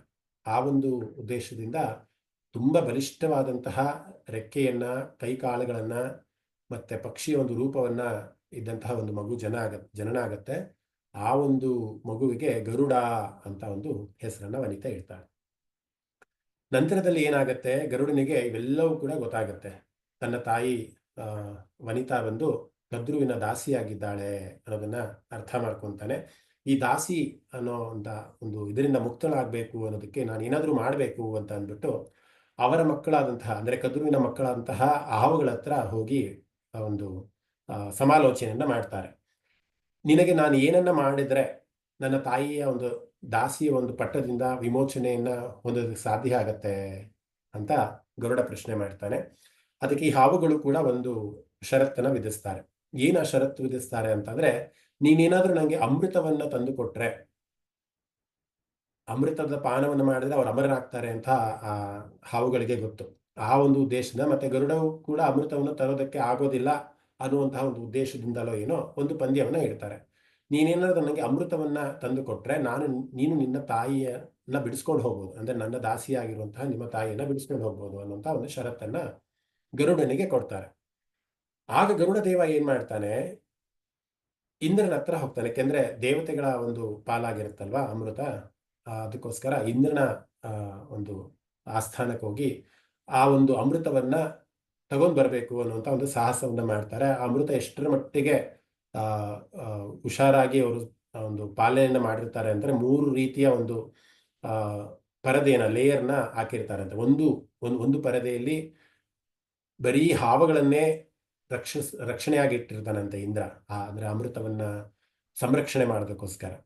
ಇನ್ನೊಂದು ಒಂದು ವೃತ್ತಾಕಾರವಾಗಿ ಬೆಂಕಿಯನ್ನ ಇಟ್ಟಿರ್ತಾನಂತೆ. ಆ ಬೆಂಕಿಯನ್ನ ದಾಟಿ ಯಾರು ಕೂಡ ಹೋಗಬಾರದು ಅಂತ. ನಂತರದಲ್ಲಿ ಎಲ್ಲಾ ಶಕ್ತಿಯುತವಾದಂತಹ ದೇವತೆಗಳು ಮತ್ತೆ ಅವರ ಸೈನ್ಯವನ್ನ ಆ ಅಮೃತದ ಒಂದು ಸುರಕ್ಷತೆಗೋಸ್ಕರ ಇಟ್ಟಿರ್ತಾನೆ. ಆದ್ರೆ ಈ ಗರುಡ ದೇವರು ಎಷ್ಟು ಬಲಿಷ್ಠರಾಗಿದ್ದರಂದ್ರೆ ಆ 3 ಆ ಸಲಪಳಿಗಳನ್ನು ದಾಟಿ ಆ ಅಮೃತವನ್ನ ತೆಗೆದುಕೊಂಡು ಆ ದಾರಿಯಲ್ಲಿ ಬರ್ತಾ ಇರ್ತಾರಂತೆ. ಅಂದ್ರೆ ಅಷ್ಟನ್ನು ಕೂಡ ಸೋಲಿಸಿ, ದೇವತೆಗಳೆಲ್ಲರನ್ನೂ ಕೂಡ ಸೋಲಿಸಿ, ಇಂದ್ರನನ್ನೂ ಕೂಡ ಪರಾಜಯವನ್ನ ಮಾಡಿ ಆ ಅಮೃತವನ್ನ ತರುವಂತಹ ಒಂದು ಪ್ರಯತ್ನದಲ್ಲಿ ಜಯಶಾಲಿಯಾಗಿ ಗರುಡರು ಬರ್ತಾ ಇರುವಂತಹ ಒಂದು ಸಮಯದಲ್ಲಿ ಏನಾಗತ್ತೆ, ವಿಷ್ಣು ಎದುರುಗಡೆ ಬರ್ತಾರಂತೆ. ಎದುರುಗಡೆ ಬಂದು ಒಂದು ಮುಗುಳ್ನಗೆಯನ್ನ ಬಿಟ್ಟು ಹೇಳ್ತಾರಂತೆ, ನೀನು ಮಾಡ್ತಾ ಇರುವಂತಹ ಕೆಲಸ ಬಹಳ ಸಮಯೋಚಿತವಾದದ್ದೇ. ಯಾಕೆಂದ್ರೆ ನಿನ್ನ ತಾಯಿಯನ್ನ ನೀನು ಬಿಡಿಸ್ಕೊಂಡ್ಬರಬೇಕು ಅನ್ನುವಂತಹ ಒಂದು ನಿಟ್ಟಿನಲ್ಲಿ ಇಷ್ಟೆಲ್ಲ ನೀನು ಕಷ್ಟಗಳನ್ನ ಕಾರ್ಪಣ್ಯಗಳನ್ನ ಅನುಭವಿಸ್ತಾ ಇದೆಯಾ ಅಥವಾ ಮಾಡ್ತಾ ಇದೆಯಾ. ನಿನ್ನ ಒಂದು ಮಾತೃ ಪ್ರೇಮಕ್ಕೆ ನಾನು ಖಂಡಿತ ಖುಷಿಯಾಗಿದ್ದೀನಿ, ಆಯ್ತಾ. ದೇವತೆಗಳ ಹತ್ರ ಸೆಣಸಾಡಿ ಅಮೃತವನ್ನ ತಗೊಂಡು ಆ ಹಾವುಗಳಿಗೆ ಕೊಟ್ಟು ನಿನ್ನ ತಾಯಿನ ಬಿಡಿಸ್ಕೊಬೇಕು ಅಂತ ಒಂದು ಪ್ರಯತ್ನ ಏನ್ ಮಾಡ್ತಿದ್ಯಾ, ಇದು ಬಹಳ ಸಂತೋಷಕರವಾದಂತಹ ವಿಚಾರಣೆ. ನೀನು ಯಾವುದೇ ರೀತಿಯ ಕೆಟ್ಟ ಕೆಲಸವನ್ನು ಮಾಡ್ತಾ ಇಲ್ಲ. ನಿನ್ನ ಒಂದು ಮಾತೃ ಪ್ರೇಮಕ್ಕೆ ನಾನು ಸೋತಿದ್ದೀನಿ, ನಿನಗೇನು ವರ ಬೇಕು ಕೇಳು ಅಂತ ವಿಷ್ಣು ದೇವರು ಗರುಡನನ್ನ ಕೇಳ್ಕೊಂತಾರಂತ. ಆಗ ಗರುಡ ದೇವ ಹೇಳ್ತಾರಂತೆ, ಪ್ರಪಂಚದಲ್ಲಿ ನಿನ್ನ ಪೂಜಿಸುವಂತಹ ಅಥವಾ ಪೂಜನಾ ಭಾವದಲ್ಲಿ ಇರುವಂತಹವರು ಸುಮಾರು ಜನ ಇದ್ದಾರೆ. ಆದ್ರೆ ನನ್ನನ್ನು ಕೂಡ ಪೂಜಿಸ್ಬೇಕು. ಯಾವ ಮಟ್ಟಕ್ಕೆ ಪೂಜಿಸ್ಬೇಕು ಅಂತ ಅಂದ್ರೆ, ನಿನ್ನನ್ನ ಪೂಜಿಸ್ತಾ ಇರುವಂತಹ ಜಾಗದಲ್ಲಿ ಇನ್ನೂ ಮೇಲ್ಮಟ್ಟದಲ್ಲಿ ನನ್ನನ್ನ ಪೂಜಿಸ್ಬೇಕು, ಅಂತಹ ಒಂದು ವರವನ್ನ ನನಗೆ ಕೊಡು ಅಂತ ಗರುಡ ದೇವರು ವಿಷ್ಣು ದೇವರ ಹತ್ರ ಕೇಳ್ತಾರಂತೆ. ಆಗ ವಿಷ್ಣು ತಥಾಸ್ತು ಅಂತ ಆ ಒಂದು ವರವನ್ನ ಕೊಡ್ತಾರಂತೆ. ಅದಕ್ಕೋಸ್ಕರನೇ ನೀವು ಅಬ್ಸರ್ವ್ ಮಾಡಿದ್ರೆ ಎಲ್ಲಾ ದೇವಸ್ಥಾನಗಳಲ್ಲಿ ಗರುಡಗಂಬ ಅಂತ ಇದೆ. ಯಾಕೆ ಗರುಡಗಂಬ ಇದೆ ಮತ್ತೆ ಯಾಕೆ ಅದು ಮೇಲೆ ಒಂದು ಉದ್ದನೆ ಅದು ಮೇಲೆ ಸ್ಥಾಪನೆ ಮಾಡ್ತಾರೆ ಅಂತಂದ್ರೆ, ಅದು ವಿಷ್ಣು ಕೊಟ್ಟಿರುವಂತಹ ವರ ಗರುಡನಿಗೆ. ಎಲ್ಲೆಲ್ಲಿ ವಿಷ್ಣುವಿನ ದೇವಸ್ಥಾನಗಳಿದೆ, ಇಲ್ಲಿ ದೇವರನ್ನ ಪೂಜೆ ಮಾಡ್ತಾರೆ, ಅಲ್ಲೊಂದು ಗರುಡಗಂಬವನ್ನ ಸ್ಥಾಪನೆ ಮಾಡ್ತಾರೆ. ಯಾಕೆಂದ್ರೆ ಗರುಡ ಆ ಮೇಲೆ ನಿಂತು ಎಲ್ಲರನ್ನೂ ಕೂಡ ಸಂರಕ್ಷಣೆ ಮಾಡ್ತಾನೆ, ಎಲ್ಲರನ್ನೂ ಕೂಡ ಒಂದು ತೀಕ್ಷ್ಣ ದೃಷ್ಟಿಯಿಂದ ನೋಡ್ತಾನೆ ಅನ್ನುವಂತಹ ಅರ್ಥದಲ್ಲಿ ವಿಷ್ಣು ಕೊಟ್ಟಿರುವಂತಹ ವರ ಗರುಡ ದೇವರಿಗೆ. ಇದಕ್ಕೆ ಪ್ರತ್ಯುತ್ತರವಾಗಿ ಗರುಡನು ಕೂಡ ಒಂದು ಹೇಳ್ತಾನಂತೆ, ಇಂತಹ ಒಂದು ಅತ್ಯಮೂಲ್ಯವಾದಂತಹ ವರವನ್ನ ನೀನು ನನಗೆ ಕೊಟ್ಟಿದ್ಯಾಪ, ಅದಕ್ಕೋಸ್ಕರ ನಾನು ಕೂಡ ನನಗೆ ಚಿರಋಣಿಯಾಗಿರ್ತೀನಿ. ಯಾವ ರೀತಿ ಚಿರಋಣಿಯಾಗಿರ್ತೀನಿ ಅಂದ್ರೆ, ನೀನ್ ಎಲ್ಲೆಲ್ಲಿ ಹೋಗ್ತೀಯೋ, ಎಲ್ಲೆಲ್ಲಿ ವಿಹಾರ ಮಾಡಬೇಕು ಅಂತ ನಿನಗೆ ಮನಸ್ಸಾಗತ್ತೋ ಅಲ್ಲೆಲ್ಲವೂ ಕೂಡ ಸಾರಥಿಯಾಗಿ ನಿನ್ನ ವಾಹನವಾಗಿ ನಾನು ಬರ್ತೀನಿ. ಸೊ ಆ ರೀತಿಯಾಗಿ ನನ್ನನ್ನ ಬಳಸ್ಕೊಬಹುದು ಅಂತ ಗರುಡ ದೇವರು ವಿಷ್ಣುವಿನ ವಾಹನವಾಗಿ ಹೋಗ್ತಾರಂತ. ನಂತರದಲ್ಲಿ ಏನಾಗುತ್ತೆ, ಅಮೃತದ ಒಂದು ಮತ್ತೆ ಬೇಡಿಕೆ ಏನಿರುತ್ತೆ ಅದಕ್ಕೆ ಇಂದ್ರ ಮತ್ತೆ ಹಿಂಬಾಲಿಸ್ತಾನಂತೆ. ದಯವಿಟ್ಟು ನೀನು ಈ ಅಮೃತವನ್ನ ಸರ್ಪಗಳಿಗೆ ಕೊಡ್ಬೇಡ. ಯಾಕೆಂದ್ರೆ ಸರ್ಪಗಳಿಗೆ ಕೊಟ್ರೆ ಏನಾಗತ್ತೆ, ಆ ಸರ್ಪಗಳು ಅಮರತ್ವವನ್ನು ಪಡ್ಕೊಂಡು ಇಡೀ ಒಂದು ಸೃಷ್ಟಿಯನ್ನ ನಾಶ ಮಾಡುವಂತಹ ಒಂದು ಸ್ಥಿತಿಗೆ ಹೋಗುತ್ತೆ. ದಯವಿಟ್ಟು ನೀನು ತಗೊಂಡಿರುವಂಥ ಅಮೃತವನ್ನ ವಾಪಸ್ ಮಾಡು ಅಂತ ಇಂದ್ರದೇವರು ಬೆನ್ನಟ್ತಾರಂತೆ. ಹಾಗೆ ಗರುಡ ದೇವರು ಕೂಡ ಒಂದು ಉಪಾಯವನ್ನ ಕೊಡ್ತಾರಂತೆ. ನಾನು ಇವಾಗ ನನ್ನ ತಾಯಿಯನ್ನ ಆ ಒಂದು ಆ, ಇದರಿಂದ ದಾಸ್ಯದಿಂದ ಮುಕ್ತಿಯನ್ನ ಮಾಡಬೇಕು. ಅದಕ್ಕೋಸ್ಕರ ನನಗೆ ಈ ಅಮೃತ ಬೇಕಾಗಿದೆ. ನನಗೆ ಅವರಿಗೆ ಅಮೃತ ಪಾನ ಮಾಡಿಸ್ಬೇಕು ಅನ್ನೋದು ನನ್ನ ಉದ್ದೇಶ ಅಲ್ಲ. ನನ್ನ ಉದ್ದೇಶ ಇರೋದು ನನ್ನ ತಾಯಿಯನ್ನ ಕಾಪಾಡ್ಕೊಬೇಕಾಗಿರೋದು. ಅದಕ್ಕೋಸ್ಕರ ಒಂದು ಉಪಾಯನ ನಾನು ನಿಂಗೆ ಹೇಳ್ತೀನಿ, ಆ ರೀತಿ ಮಾಡು. ಆಗ ಇಬ್ರಿಗೂ ಕೂಡ ಒಂದು ಉಪಯೋಗ ಆಗತ್ತೆ ಅಂತ ಒಂದು ಉಪಾಯವನ್ನ ಗರುಡ ದೇವರೇ ಇಂದ್ರನಿಗೆ ಹೇಳ್ತಾರಂತೆ. ಏನದು ಉಪಾಯ ಅಂತ ಅಂದ್ರೆ, ಮೊದಲಿಗೆ ಈ ಅಮೃತವನ್ನ ಈ ಆ, ಈ ಏನು 1000 ಮಕ್ಕಳಿರ್ತಾರಲ್ಲ, ಕದ್ರುವಿನ ಮಕ್ಕಳು, ಅವ್ರ ಹತ್ರ ತಂದು ಇಡ್ತಾನಂತೆ. ಇಟ್ಬಿಟ್ಟು ಹೇಳ್ತಾನಂತೆ, ಈ ಅಮೃತದ ಪಾನ ಮಾಡೋದಕ್ಕಿಂತ ಮುಂಚೆ ನೀವು ಶುಚಿರ್ಭೂತರಾಗಿ ನದಿಗೆ ಹೋಗಿ ಎಲ್ಲ ಸ್ನಾನ ಪಾನಗಳನ್ನ ಮಾಡಿಕೊಂಡು ಎಲ್ಲ ಅರಿಗೆಗಳನ್ನ ಕೊಟ್ಟು ಶುಚಿರ್ಭೂತರಾಗಿ ಬಂದು ಇದರ ಪಾನವನ್ನ ಮಾಡಿ, ಅವಾಗ ನಿಮ್ಗೆ ಅದರ ಒಂದು ಶ್ರೇಯಸ್ ಆಗತ್ತೆ. ಇವತ್ತಿಗೆ ಈ ಕ್ಷಣಕ್ಕೆ ನಾನು ಅಮೃತವನ್ನ ತಂದು ನಿಮಗೆ ಕೊಟ್ಟಿದ್ದಾಗಿದೆ, ನೀವು ನನ್ನ ತಾಯಿಯನ್ನ ಬಿಟ್ಕೊಡಿ ಅಂತ ಒಂದು ಷರತ್ತನ್ನ ಗರುಡ ದೇವರು ಹೇಳ್ತಾರಂತೆ. ಅದಕ್ಕೆ ಅವ್ರು ಒಪ್ಕೊಂತಾರಂತೆ. ಆಯ್ತು, ಅಮೃತ ಸಿಕ್ಕಾಯ್ತಲ್ಲ, ಇನ್ನೇನು ಬೇಕು ಅವ್ರಿಗೆ, ಇನ್ನೇನು ಎಲ್ಲ ರೀತಿಯ ಒಂದು ಅರ್ಘ್ಯವನ್ನು ಕೊಟ್ಟು ಅವರ ಅದರ ಪಾನವನ್ನು ಮಾಡಿ ಅಮರತ್ವವನ್ನು ಪಡ್ಕೊತೀವಿ ಅಂದ್ಬಿಟ್ಟು ಆಯಿತು ಅಂದ್ಬಿಟ್ಟು ಒಪ್ಕೊಂಡು ಅವರ ತಾಯಿಯನ್ನು ವಿಮೋಚನೆಯನ್ನು ಮಾಡಿ ಅವರು ಸ್ನಾನಕ್ಕೆ ಅಥವಾ ಶುಚಿರ್ಭೂತರಾಗೋದಕ್ಕೆ ಒಂದು ಕಡೆ ಹೊರಡ್ತಾರಂತೆ. ಆ ಸಮಯದಲ್ಲಿ ಇಂದ್ರ ಬಂದು ಆ ಏನು ಅಮೃತದ ಮಡಕೆ ಇತ್ತು ಅಥವಾ ಕುಂಭ ಇತ್ತು, ಆ ಕುಂಭವನ್ನ ಅಪಹರಿಸ್ಕೊಂಡು ಹೋಗ್ತಾನಂತೆ. ಇದೇ ಒಂದು ಉಪಾಯವನ್ನು ಗರುಡ ದೇವರು ಇಂದ್ರನಿಗೆ ಕೊಟ್ಟಿದ್ದು.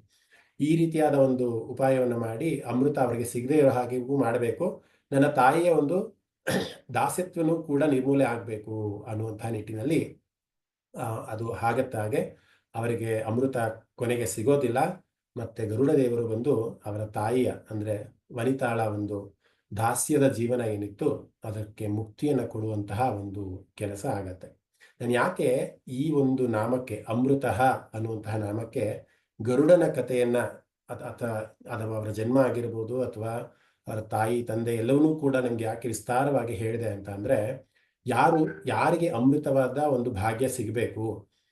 ದೇವತೆಗಳಿಗೆ ನಿಮ್ಗೆಲ್ಲರೂ ಕೂಡ ಗೊತ್ತಿದೆ, ಸಮುದ್ರ ಮಂಥನದ ಒಂದು ಕತೆ ನಾವೆಲ್ಲರೂ ಕೂಡ ತಿಳ್ಕೊಂಡಿದ್ದೀವಿ. ದೇವತೆಗಳಿಗೆ ಅಮೃತವು ಸಿಕ್ಕಿದ್ರೆ ಮಾತ್ರ ಅವ್ರಿಗೆ ಸೃಷ್ಟಿಯ ಒಂದು ಬ್ಯಾಲೆನ್ಸ್ಡ್ ಆಗಿರುತ್ತೆ, ಸೃಷ್ಟಿಯ ಒಂದು ಏನು ಕಾಲ ಇದೆ ಅದು ಸಮತೋಲನದಲ್ಲಿ ಇರುತ್ತೆ ಅನ್ನುವಂತಹ ದೃಷ್ಟಿಯಿಂದ ಯಾರಿಗೆ ಸೇರ್ಬೇಕು ಅಮೃತ ಅನ್ನುವಂಥದ್ದನ್ನು ಕೂಡ ನಿರ್ಣಯ ಮಾಡುವಂತಹವನು, ಅಥವಾ ಯಾರು ಅಮರರಾಗಿರ್ಬೇಕು, ಯಾರು ಶಾಶ್ವತವಾಗಿರ್ಬೇಕು, ಯಾರಿಗೆ ಅಮರತ್ವ ಸಿಗಬೇಕು ಅನ್ನೋದು ಕೂಡ ಗೊತ್ತಿರುವಂಥದ್ದು ಒಬ್ಬ ಪುರುಷನಿಗೆ ಮಾತ್ರ ಅಂತ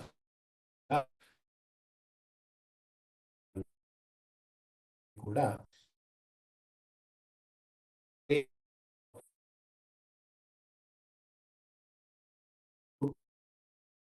ಭಯವನ್ನೇ ಯಾರು ಹುಟ್ಟೋದಿಲ್ವೋ ಅಂತಹ ಶ್ರೀಮನ್ನಾರಾಯಣನಿಗೆ ನಾವು ಒಂದು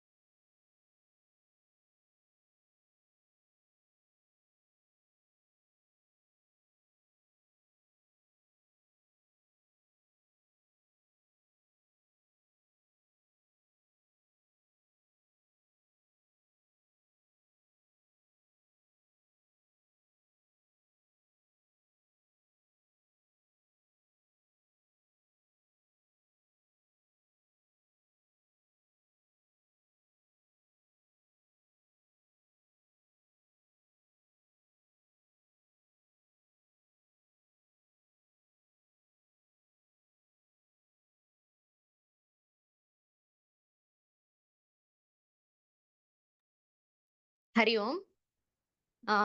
ಕ್ಷಮ್ಸಿ ನೆಟ್ವರ್ಕ್ ಇಶ್ಯೂ ಆಗಿದೆ ಮಹೋದಯಗೆ. ಸೊ ಅಲ್ಲಿವರೆಗೂನು ಇವಾಗ ಅಮೃತ ಅನ್ನುವಂತಹ ನಾಮವನ್ನ ಅರ್ಥ ತಿಳ್ಕೊಂಡ್ವಿ ಅಲ್ಲ? ಕೇಳಿಸ್ತಾ ಇದೆ ಅಲ್ವಾ ಎಲ್ರಿಗೂ ನಾನ್ ಮಾತಾಡೋದು? ಹಾ. ಸರಿ. ಒಂದು ಬಾರಿ ಇವಾಗ ಮತ್ತೆ ಬರ್ತೀನಿ ಅಂತ ಹೇಳಿದ್ದಾರೆ ಮಹೋದಯ. ಜಾಯಿನ್ ಆಗ್ತಾರೆ, ಕಂಟಿನ್ಯೂ ಮಾಡ್ತಾರೆ. ಸೊ ಅದುವರೆಗೂನು ಇವಾಗ ಎಷ್ಟು ಶ್ಲೋಕಗಳಾಗಿದೆ, ಒಮ್ಮೆ ಅದನ್ನ ಚಾಂಟ್ ಮಾಡೋಣ. ಮೇನ್ ಶ್ಲೋಕಾಸ್ ಅಷ್ಟೇ. ಎಲ್ರೂ ಒಟ್ಟಿಗೆ ಚಾಂಟ್ ಮಾಡೋಣ. ನಾನ್ ಹೇಳ್ತೀನಿ, ನನ್ ಜೊತೆಗೆ ಹೇಳಿ ಎಲ್ರು. ಆಗ್ಬೋದಲ್ಲ?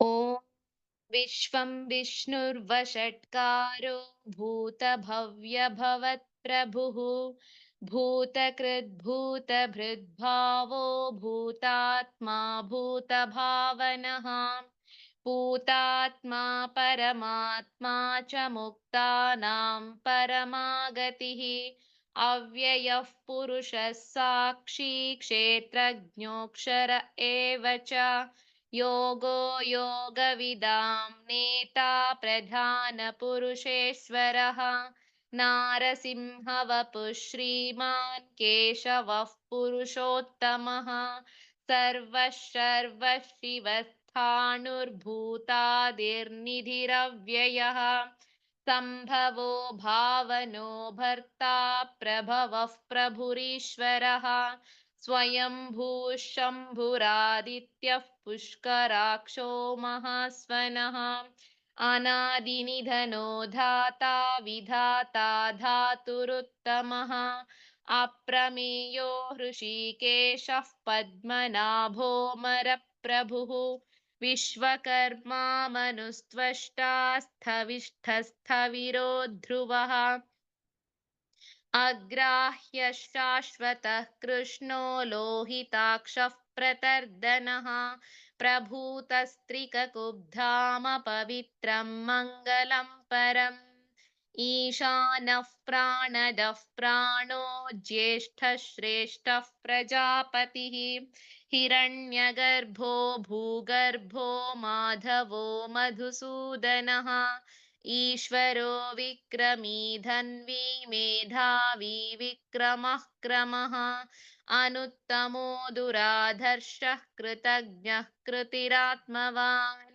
सुरेशः शरणं शर्म विश्वरेताः प्रजाभवः आहत् संवत्सरो व्यालः प्रत्ययः सर्वदर्शनः अजः सर्वेश्वरः सिद्धः सिद्धिः सर्वादिरच्युतः वृषा कपिरमेयात्मा सर्वयोगविनिःसृतः वसुर्वसुमनः सत्यः समात्मा संमितः समः अमोघः पुण्डरीकाक्षो वृषकर्मा वृषाकृतिः रुद्रो बहुशिरा बभ्रुर्विश्वयोनिः शुचिश्रवाः अमृतः शाश्वतस्थाणुर्वरारोहो महातपाः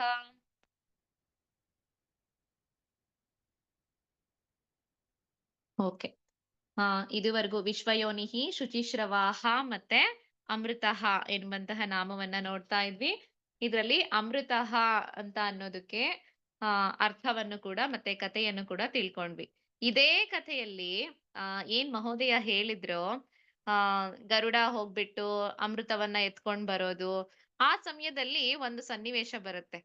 ಅದೇನಂದ್ರೆ, ಅಮೃತವನ್ನ ತರ್ಬೇಕಾದ್ರೆ ಗರುಡ ಒಮ್ಮೆ ಇದ್ ಹೇಗಿದೆ, ಇದನ್ನ ಟೇಸ್ಟ್ ಮಾಡ್ಬೇಕು ಅಂತ ಅನ್ಕೊಳ್ತಾನಂತೆ. ಅಂದ್ರೆ ಎಲ್ರೂ ಅಮೃತ ಅಮೃತ ಅಂತ ಹೇಳಿ ಇದಕ್ಕೆ ಇಷ್ಟೆಲ್ಲಾ ಹೋರಾಟ ಮಾಡ್ತಾರಲ್ವಾ, ಈ ಅಮೃತ ಹೇಗಿದೆ ಅಂತೇಳಿ ನಾನೊಂದ್ಸರಿ ರುಚಿ ನೋಡೋಣ ಅಂತ ಅವನಿಗೆ ಅನ್ಸುತ್ತಂತೆ. ಹಾಗಾಗಿ ಏನ್ ಮಾಡ್ತಾನೆ, ಅದನ್ನ ಒಂದ್ ಸ್ವಲ್ಪ ಕುಡಿದ್ ನೋಡೋಣ ಅಂತ ಹೇಳಿ ಕುಡಿತಾನಂತೆ ಅಮೃತವನ್ನ. ಅವನಿಗೆ ಏನಾಗುತ್ತೆ, ಅದ್ ಅಮೃತದ ಗುಣ ಏನಂದ್ರೆ ಅಂದ್ರೆ ಯಾರು ದಷ್ಟಪುಷ್ಟವಾಗಿ ತುಂಬಾ ಬಲಶಾಲಿಗಳಾಗಿರ್ತಾರೆ ಅವ್ರಿಗದು ರುಚಿಸಲ್ಲ ಅಂತ ಹೇಳಿ ಹೇಳ್ತಾರೆ. ಅವಾಗ ಏನಾಗುತ್ತೆ, ಆ ಅಮೃತ ಅವನಿಗೆ ತುಂಬಾ ಉಪ್ಪುಪ್ಪಾಗಿ ಒಂಥರ ಕೆಟ್ಟದಾಗ ಅನ್ಸ್ಬಿಡತ್ತೆ.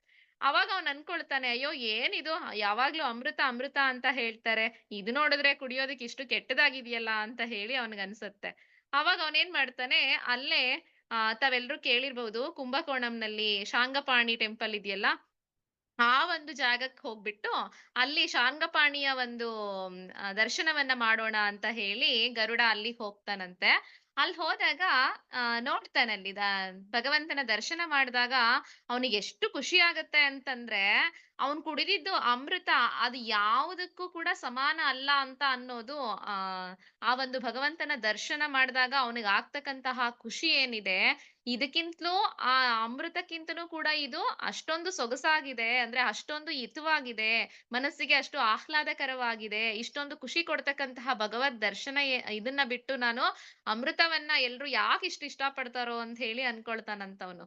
ಅಂದ್ರೆ ಆ ಅಮೃತ ಅಂತ ಅನ್ನೋದು ಏನಿದೆ, ಅದು ಕೇವಲ ಸಾವನ್ನೇ ಅಂದ್ರೆ ಸಾವನ್ನೇ ಗೆಲ್ಲೋದಕ್ಕಾಗಲ್ಲ. ಅಮೃತ ಅಂದ್ರೆ ಸಾವಿಲ್ಲದ ಹೌದು. ಅದು ಸಾವೇ ಬರಲ್ಲ ಅಂತಲ್ಲ. ಅಮೃತ ಕುಡಿದ್ರೆ ಸಾವು ಪೋಸ್ಟ್‌ಪೋನ್ ಆಗತ್ತೆ ಅಷ್ಟೇ. ಇವತ್ತಲ್ಲ ನಾಳೆ ಅಂದ್ರೆ ಇನ್ನೂ ಅಷ್ಟು ವರ್ಷ ಬದುಕಿರ್ತಾರೆ, ಇನ್ನೂ ಹೆಚ್ಚು ಕಾಲ ಬದುಕಿರ್ತಾರೆ, ಪೋಸ್ಟ್‌ಪೋನ್ ಆಗತ್ತೆ ಸಾವು ಹೊರತು, ಅಮೃತವನ್ನ ಕುಡಿದ ಮಟ್ಟಕ್ಕೆ ಸಾವನ್ನೇ ನಾವು ಗೆಲ್ಲೋದಕ್ಕಾಗಲ್ಲ. ಆ ಸಾವನ್ನ ಗೆಲ್ಲಬೇಕು ಅಂದ್ರೆ ಅದು ಭಗವದ್ ಅನುಗ್ರಹದಿಂದ ಮಾತ್ರ ಸಾಧ್ಯ. ಹಾಗಾಗಿ ಅಮೃತ ಅಂತ ಅನ್ನೋ ಹೆಸರು ಸಾವೇ ಇಲ್ದವನು ಅಂದ್ರೆ ಶಾಶ್ವತವಾಗಿ ಸಾವಿಲ್ಲದವನು ಭಗವಂತ. ಅಂದ್ರೆ ಯಾರು ಇಲ್ಲದೆ ಇದ್ದಾಗ್ಲೂ ಇದ್ದವನು ಮತ್ತೆ ಎಲ್ಲಾ ಜೀವರಾಶಿಗಳು ಇರುವಾಗ್ಲೂ ಕೂಡ ಅವರನ್ನ ಪಾಲನೆ ಪೋಷಣೆ ಮಾಡ್ಕೊಂಡು ಸದಾ ಕಾಲ ಇರುವಂತವನು ಅಮೃತ ಅಂತ ಹೇಳಿ ಹೇಳಲ್ಪಡ್ತಾನೆ. ಆ ಮೃತಃ ಅಂದ್ರೆ ಮೃತಃ ಅಂದ್ರೆ ಅವನು ಸಾವೇ ಇಲ್ಲದಂತವನು ಎಂಬಂತಹ ಅರ್ಥ. ಹಾಗೂ ಅವನನ್ನ ಒಂದು ನೋಡ್ಬೇಕು, ಭಕ್ತಿಯಿಂದ ಪೂಜಿಸ್ಬೇಕು, ಅವನನ್ನ ಧ್ಯಾನಿಸ್ಬೇಕು ಅಂತ ಅನ್ಕೊಂಡವ್ರಿಗೂ ಕೂಡ ಆ ಅಮೃತಕ್ಕಿಂತ ಸಿಹಿಯಾದ ಅನುಭವವನ್ನ ಕೊಡ್ತಕ್ಕಂಥವನು ಭಗವಂತ. ಹಾಗಾಗಿ ಅವನನ್ನ ಅಮೃತಃ ಅಂತ ಹೇಳಿ ಕರೀತಾರೆ.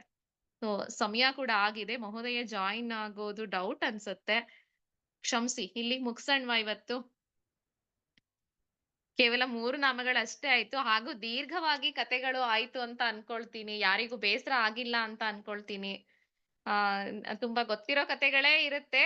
ಆದ್ರೆ ಅದ್ರಲ್ಲಿ ಎಲ್ಲಾ ಕಥೆಗಳನ್ನ ನಾವು ಕೇಳಿರ್ತೀವಿ ಸಾಮಾನ್ಯವಾಗಿ. ಆದ್ರೆ ಅದ್ರಲ್ಲಿ ಇರ್ತಕ್ಕಂತಹ ಭಗವಂತನ ಚಿಂತನೆ ಯಾವ ರೀತಿ ಇರತ್ತೆ, ಅವನ ಗುಣಗಳು ಹೇಗೆ ಆ ಕಥೆಗೆ ಹೊಂದಾಣಿಕೆ ಆಗತ್ತೆ ಅಂತ ಅನ್ನೋದನ್ನ ಇಲ್ಲಿ ನಾವು ನೋಡ್ತಾ ಹೋಗ್ತೀವಿ. ಹಾಗಾಗಿ ದಯವಿಟ್ಟು ಬೇಜಾರ್ ಅನ್ಸಿದ್ರೆ ನಿಮ್ಗೆ ದಯವಿಟ್ಟು ಕ್ಷಮಿಸ್ಬೇಕು ಅಂತ ಹೇಳಿ ಕೇಳ್ಕೊಳ್ತೀನಿ. ಅಂದ್ರೆ ಗೊತ್ತಿರೋ ಕಥೆಗಳನ್ನೇ ಏನಪ್ಪಾ ಇದು ಗೊತ್ತಿರೋದನ್ನೇ ಇಷ್ಟೊಂದು ದೀರ್ಘವಾಗಿ ಹೇಳಿದ್ರು ಅಂತ ಅನ್ಸಿದ್ರೆ ದಯವಿಟ್ಟು ಕ್ಷಮೆ ಇರ್ಲಿ. ಓಕೆ. ಶಾಂತಿ ಮಂತ್ರವನ್ನ ಹೇಳೋಣ. ಎಲ್ರು ಸ್ಟ್ರೈಟ್ ಆಗಿ ಕೂತ್ಕೊಳ್ಳಿ.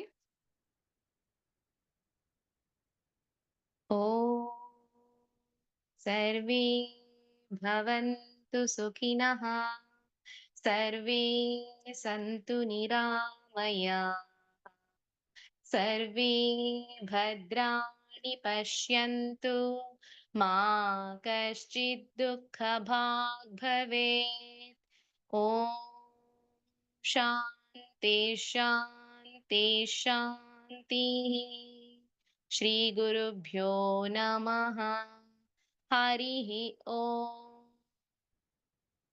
तत्सत् ದಯವಿಟ್ಟು ಎಲ್ರಿಗೂ ನಿರಾಸೆ ಆಗಿದ್ರೆ ಕ್ಷಮಿಸಿ. 3 ನಾಮಗಳಿಗೆ ಇವತ್ತು ಕ್ಲಾಸ್ ಮುಗಿತಾ ಇದೆ. ನೆಟ್ವರ್ಕ್ ಇಲ್ದೇ ಇರೋದ್ರಿಂದಾಗಿ ಎಕ್ಸಿಟ್ ಆಗ್ಬೇಕಾಗಿ ಬಂತು. ಓಕೆ. ಮತ್ತೆ ಮುಂದಿನ ಕ್ಲಾಸಲ್ಲಿ ಸಿಗೋಣ. ರಾಮ್ ರಾಮ್.